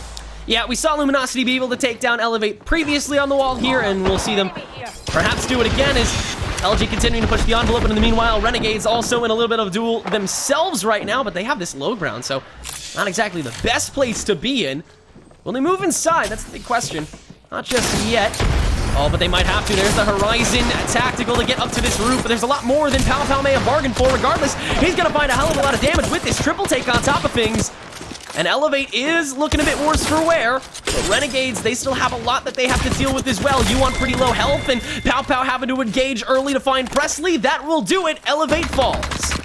Renegade absolutely blows up that fight. That early knock was, I think, the first step into the coffin. I don't know if there's actually some beef here beyond just the contest, but for now, they have won the last of it. And Tripods is going to look to turn their luck around as they have been completely dismantled by Ass in the last couple of games. Nick Merckx trying to heal up, but does get the door absolutely broken down. Trades quite a bit of damage, but it is not enough to get the knock. Albert Lely as well into that building, picks up the thirst, and now Gent is going to try and answer back, and he does indeed. Not quite picking up the thirst here. Gent's so close. Yeah, He's gonna, okay, yeah, all right. Esports Arena is actually gonna go down first in the meantime, but yeah, Albert Lely will fall eventually. So Tripods, this is great. They're being proactive here against Ass, and they're finding some good stuff along the way. Actually, a good clip there, but Gent falls in the meantime. And Deeds with those purple shields certainly doesn't help when you have two people with really solid aim. Gotta head back down to that low ground, try and shield swap really quickly, and perhaps get Gent back on their feet. But no, he's gonna re-engage up to this roof. Solid shots with this wingman. That's one down, but can he find one more? It's just one left on to Snipe down. But they do have a little bit of an opportunity to get this res, and so Deeds has to act quickly, but he can't. He's got to shield back up. And they are trying to stall this out just enough to go for this res here. It looks like they're starting to stick it now. Deeds is actually going to wait. Might be a little too late on this. Decent placement there on the arc star. I don't know if it will do enough, and it actually whiffs. The door was there. They were actually healing, I think, on the outside. Not exactly sure there, but they are going to wait out just a moment longer. So Deeds still has a 1v1 situation. Nice pump to open things up, but it is not quite the damage he wants to look for the push. Still has plenty of shots in the PK. Peaks a little too early and does get punished for it. Just a straight up brawl right now as Deeds tries to clean up the last member. But Snipe Down did not come back to Apex Legends to join us, just to lose out on a 1v1, but it looks like that might be the case. That's 90 damage coming out and make that the total flush damage left. Snipe Down is indeed eliminated. Ass is eliminated, and Tripods gets a game. It was a good try for the bluff from Snipe Down, but that knockdown shield can only last you so long, and you can only use it for so long. Deeds with the perfect punish on those PK shots. Tripods will finally move through out of Sonode. G2 in their recontest against Furia. There's one down, but Designful is going to fall to this ring quite soon if he doesn't syringe up, and indeed he won't, but Furia takes the brunt of the punishment, and for the 6th game in a row, G2 outlasts. And will G2 take the ring damage to shoot bodies? We're about to find out. Wow, they're not going to shoot bodies. They are going to ult bodies. Oh my God. That was... Do it to him. Right. Do it to him. Listen. That's a little, all right. Get to your rotation, bud. Come on. Yeah, they're gonna have you're to still pick in up ring. Designful, who is the whole team is deep in ring right now, so they're popping Phoenix kits. They have the shields to work with if they can get out of the situation. They might have to give us the optic special and actually just drop down and start crafting up med kits. But I haven't quite actually seen where this ring is pulling. It could be bad enough that extended contest could be pretty punishing for that squad, but G2 are no strangers to the edge and to being deep in zone, so they will eventually work their way on out of there. But we are down to 15 squads before Ring 1 has even closed, Tenric. These contests on POIs have gotten crazier and crazier. It really is nuts how these teams have continued to just meet each other halfway. It's like they skipped step 1 of the drops at this rate. But yeah, G2 so deep in here. Oh my goodness. Looking inside this circle, Renegades have found a good position after taking care of Elevate, along with who? 100 Thieves. Oxygen is somewhere in there, but Tripod's still pretty deep, and Torrent is actually going to try and find them. This will be interesting to see who comes out on top there, but 100 Thieves in the meantime, they're in a really good spot. A lot of room that they're currently controlling thanks to those Watson fences. Onmu still on this Ashe, actually, even though Vayne has foregone the fuse for the quintessential Valkyrie. And I like that, actually. I like that ability because Stormpoint in a lot of different places is very planar, very linear, and so a burn is not necessary. In fact, it's probably detrimental. Torrent is re-engaging here on the tripods, and there goes one, there goes two, and there goes three. Torrent takes down tripods. Poor guys, they were able to take care of Ass, but they couldn't take of anything apart from it. Torrent's gonna get out free here. Sentinels having some fun with the Trident here. Oh, you love to see it with that Horizon tactical as Sentinels tries to make a getaway through this ring, but Lou's actually gonna have to take a pit stop and heal back up to the ring. He's actually gonna fall really quick here, so Sentinels, they gotta take a moment, just get themselves back up here, but they will get back in ring as well. In our top 14 situation, we're not seeing a whole lot of a punishing game. In fact, a lot of teams are prioritizing getting to that second up circle instead of holding ring down. Listen, there is so much real estate in the middle, but G2, Sentinels, Tripods, Torrent, they've all decided that they like the red side of Stormpoint way better than the inside, so they're just taking damage, but it does mean, and we've seen this quite a bit, this isn't actually rare. We've actually seen this quite a bit from NRG. We saw it during the ALGS, where they know that some of the spots, especially some of the transition spots that have crafters and that have beacons, can be really pivotal, to a team's rotation strategy, even if it falls outside of ring. Sometimes it is worth taking those ticks, but if you know that's happening, if you're a team like Torrent that is hunting near the edge of zone and even into zone, you can punish teams, pick up KP, and prevent them from getting those rotations and those resources during their transition. I think it should be re-expressed that Esports Arena actually fell early on, didn't get any points from this game, and that's going to be massive going forward on the rest of the leaderboard. That leaves room for teams like Team Liquid and SSG and Ass and Torrent and Oxygen to really break through and find their place in not only the top 5, but the top 3 if all goes well, including G2 now on the rampage. They're back inside the circle, and they're already met up with an opponent. The question is, who exactly is it? We're not entirely sure just yet. Hopefully we find out very soon, because somebody is going down very soon. That focus of attention, so much information given to G2, knowing they can still play this distance for the moment. Zane, time to take a touch on top of that Horizon Tactical, and is actually going to down Hakulo. It's Los Demonios that G2 has already found one down on top of. It's Chaotic Munch throwing that black hole in to keep one apart. Oh, it is so chaotic indeed. The PK shots come through. No shields for any member of G2 though, and so they do have to take a second before they re-engage. Doesn't matter much though when the rest of the team can save face. Los Demonios falls, and G2 on another roll. That was such a cute little ultimate there from Chaotic. Actually puts it right outside the door to the left, so that no matter what, that door was getting opened one way or another. And the fact that Los Demonios had to commit that Horizon ultimate defensively very early on in that engagement, even though both Seers had been committed, G2 had a bit of that advantage there, and of course had some shield health on top, so they were feeling pretty good about that push. They are able to execute. Los Demonios, once again, getting caught out in kind of a rough position, not rotating it early enough. Maybe they were looking for that keep out strategy that so many teams like Optic like to employ, but unfortunately are just straight up losing these 3v3 situations to the likes of G2. And normally we would see them in the lobby doing the same to the likes of Furia. So it might be a little difficult here for Los Demonios to swallow these pills of getting punished for what could otherwise be a decent play. Yeah. G2, they've received enough training throughout this lobby. Furia is definitely a worthy opponent, but G2 has been winning out so much more consistently.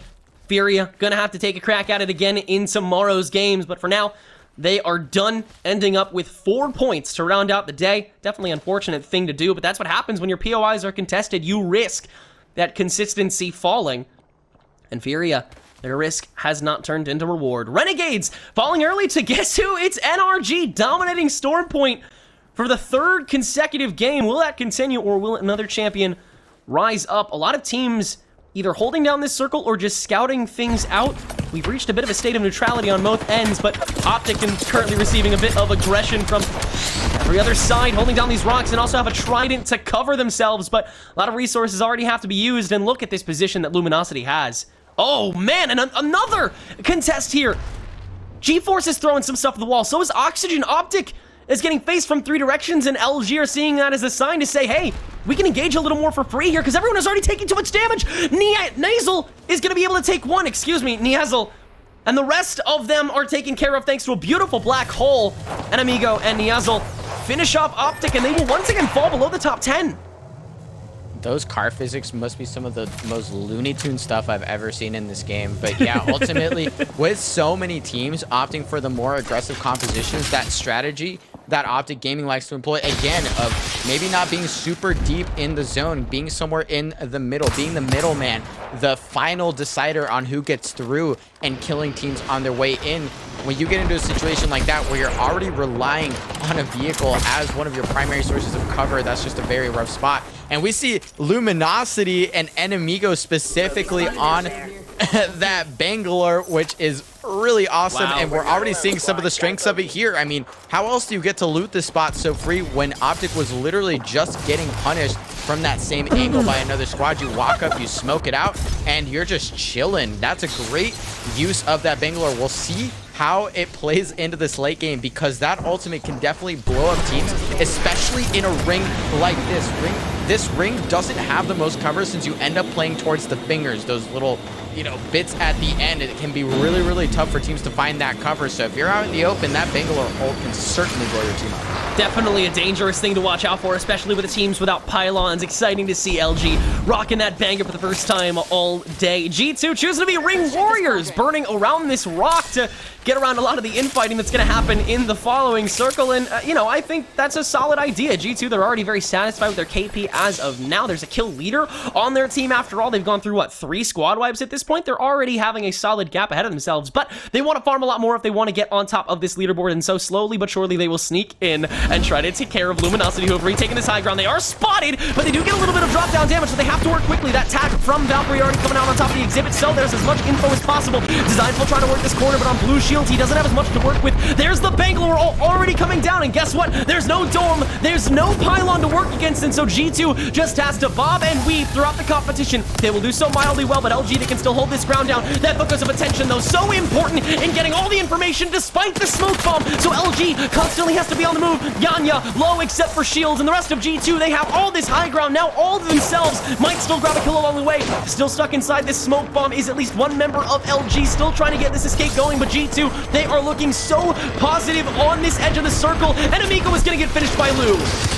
They have 11 squads up, which means that the LOS here is going to get crazy for all of these squads that are trying to play these little ridges and these little heady spots.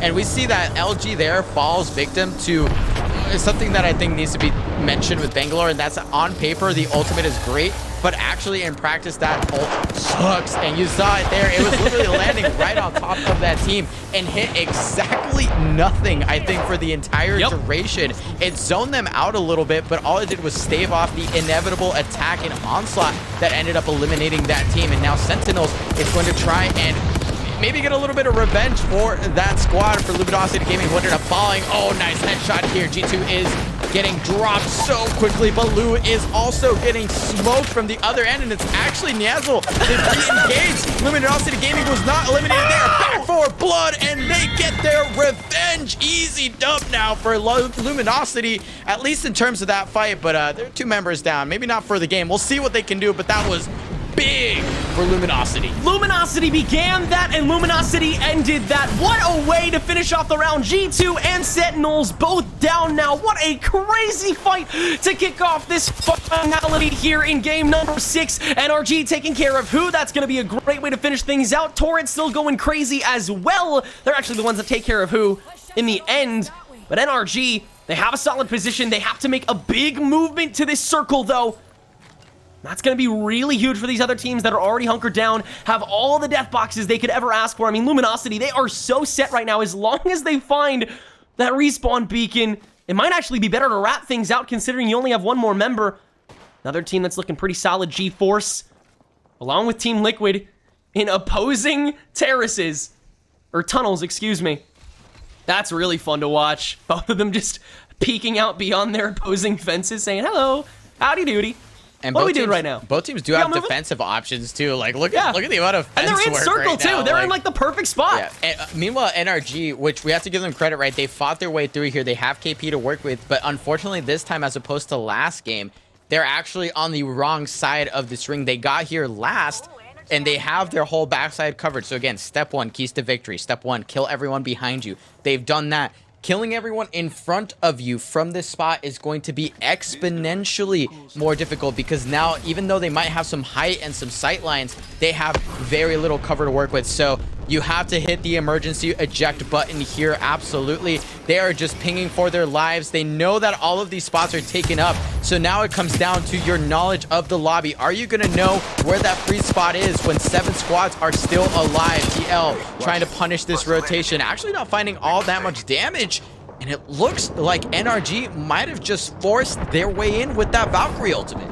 Yeah, there's not too much high ground that NRG can use, but there are still a lot of spots that NRG can use. With 2 squads still stuck in these tunnels, NRG actually doesn't have to deal with as much free fire coming from other areas, and so NRG, they may have gotten a free rotation thanks to it, but oh my goodness, what a nade coming out from Fun. Do we see another come through? Yes, we actually do. Some more damage thanks to Team Liquid, still stuck in this tunnel, and yet they are making such a gigantic impact into this game. Meanwhile, Sykes watching the other end to make sure there's no invasion coming from GeForce just yet. So far, the coast is clear, and why wouldn't it be? GeForce also has no reason to leave their tunnel, and so both these teams still stuck inside, maybe gonna try and rat things out, maybe gonna try and find those rats themselves, but regardless, they are in the optimized position. 100 Thieves, they have the rotation ready into this penultimate circle here in round number 5. Vayne afar. Scurry has a good view of the high ground. At least they know that somebody's up there, but that's about all the information that they get.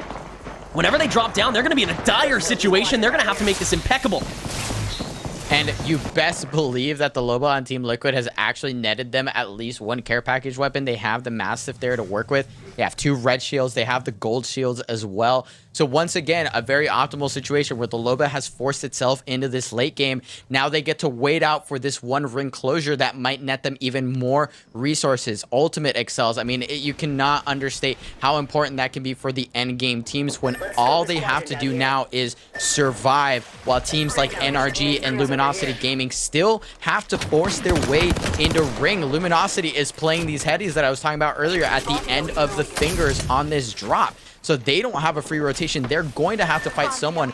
NRG is a very likely culprit here. And of course, the team on height has LOS on literally everything that's left on the map except for the teams down in the tunnels. So this is that balancing act that leads to some of the most amazing end games that we get to witness in Apex Legends. Expect this to be one of them because right now, all of these teams are posturing up. Here we go. Round 5 is finally closing and something has to give. Everybody trying to be the main character when it all comes to a head. LG and NRG have to hold down this low ground first, and LG are going to begin things with that black hole and find a couple finishers onto OXG to begin. That's one team trying to make the runaround, falling. Not entirely, though. The rest of Niazel attempting to find this getaway. Bangalore on top of the back line to make sure Oxygen is finished off. Still not just yet. Yanya saying, come on over, buddy. You can bat up down here, and indeed, they can, but not much longer. LG, they still have to move in. This high ground is eventually going to be given up as well, but not just yet. NRG still taking pot shots towards this backline as well. They have a lot of info with this backline thanks to the Seer Tactical, and so they're going to get this Thermite down. They have this midline, so they arguably have one of the tougher positions, but they're able to find one along the way. Oh, and shots onto Capra from Nathan. That's a great cutoff, man.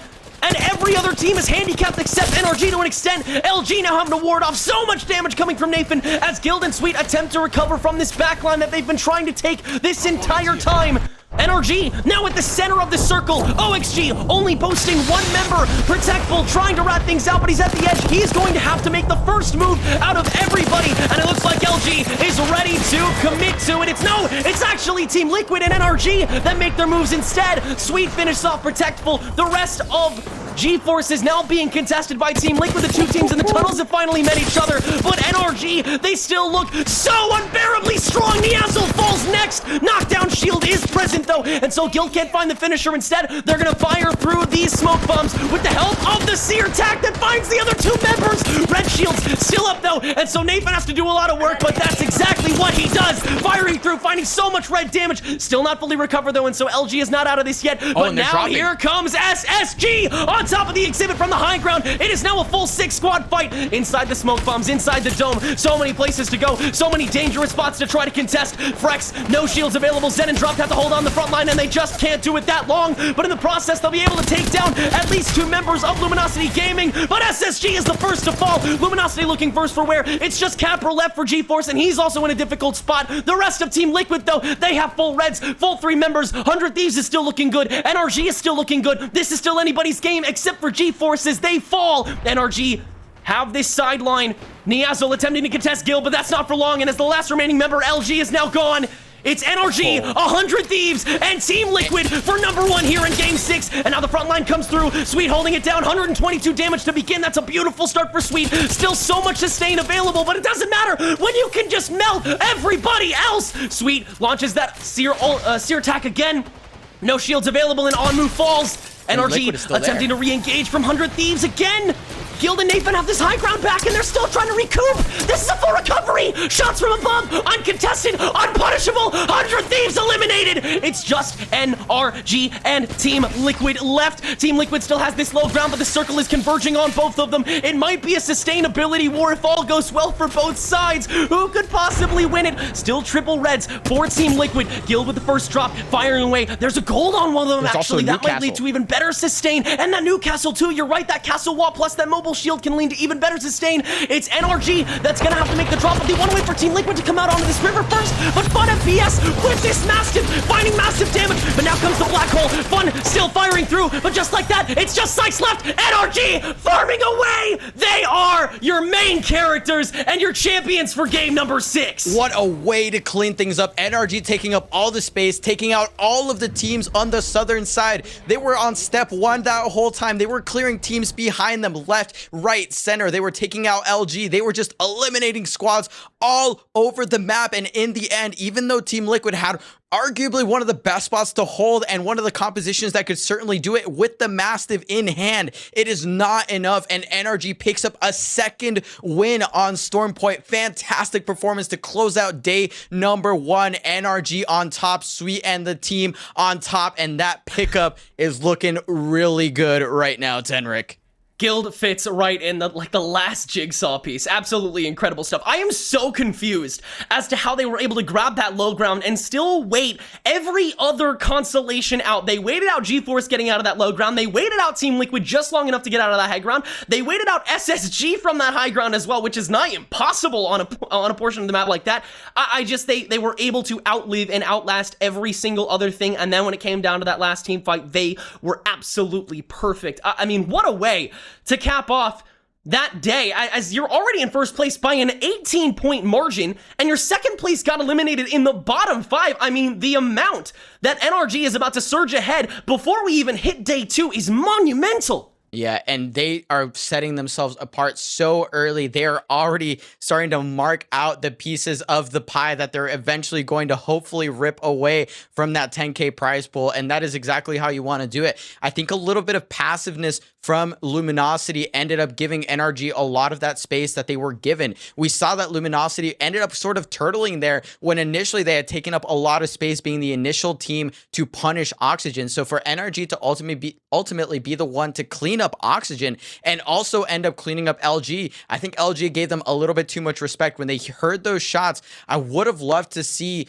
LG walk up a little bit and look, because they had the sight lines, and Sentinels ended up dropping a little bit after the fact as well. So Sentinels wasn't the team, or sorry, Space Station wasn't the team that ended up wiping NRG, which means I think LG had an opportunity there to do something with it, but ultimately NRG is able to stave off all of the enemies, all of the people that are trying to take away their second win. They do it again here on Storm Point. So NRG, a Storm Point team, suddenly, I don't know, they looked pretty good on World's Edge historically. So maybe with that new roster pick of Guild holding it down as a very strong damaging anchor, just consistently doing all of the damage and living way longer than they have any right to, ultimately is leading NRG to some fantastic spots. So with that being said, let's take a look at how well NRG is doing as we move into day number 2 tomorrow. We have 3 more games starting on Storm Point and 3 more on World's Edge, and it is up to everyone but NRG to start making up some ground, because we have a 38-point deficit from first to second.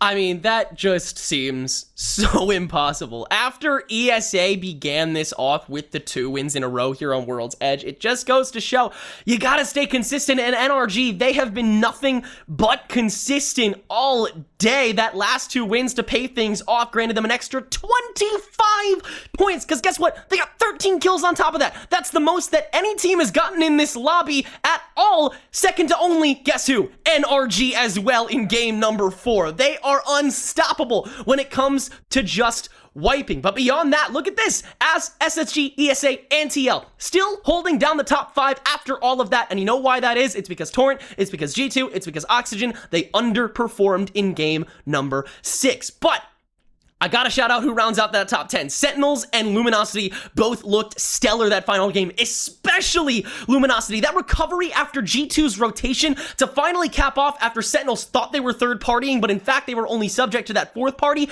Those are the type of star plays I need to see more often from teams who clearly have as much prowess as them. Los Demonios making a solid rise up to 11th place. Renegades holding out 13th. That's really solid. Elevate, those rats have paid off despite their contests against Renegades. And Tripods, they are now far and away from last place, who is Furia, thanks to that win up against Ass in the very beginning of game number 6. So a lot of traffic rounding out the finality of the leaderboard here. But again, we are just halfway through this event. There are still 6 more games to play. Yeah, and we have to shout out the gatekeepers of top 5 that remain for now until forever. It looks like As holds out the top 5 spot once again, right in 5th. And ESA, who really picked up very few points in those Stormpoint games. That is a testament to how successful they were in games 1 through 3 on World's Edge. We saw them first, and in the top 5. So they were very successful at racking up those points that have kept them in that 55-point sort of lead over the middle of the pack. So that is a comfortable spot for them to be, assuming we're just playing World's Edge, but we've got 3 games of Stormpoint. We're starting on Stormpoint tomorrow. So they need to make those adjustments to be successful, because that map is going to be played very differently. A lot of these teams, I suspect, are going to be playing this very differently, because now that some teams have kind of been scooched out of the picture, those teams are going to start fighting for their position back near the middle of the pack and hopefully the top of the leaderboard. And all the top of the stack teams are feeling way more confident, way more comfortable. They can just start bullying the middle of the pack now, and especially start bullying all those teams on the lower half of the leaderboard. So we will have a lot of exciting content and gameplay for y'all tomorrow in the stream. Same time tomorrow, same spot here at Knights. Be sure to tune in. You do not want to miss the end of the Knights Carnage Cup number 4. And before we sign out, we obviously have to shout out our presenting sponsor one last time. You guys have heard a couple of reads. You can stick around for one last one. eBay is the presenting partner of the Knights Carnage Cup number 4.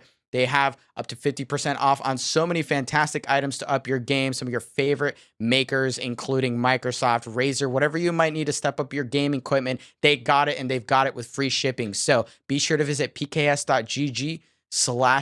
Again, that is pks.gg/eBay. Thank you guys for joining us. Thank you, Tenric, for joining me on the desk. And we will see you all tomorrow.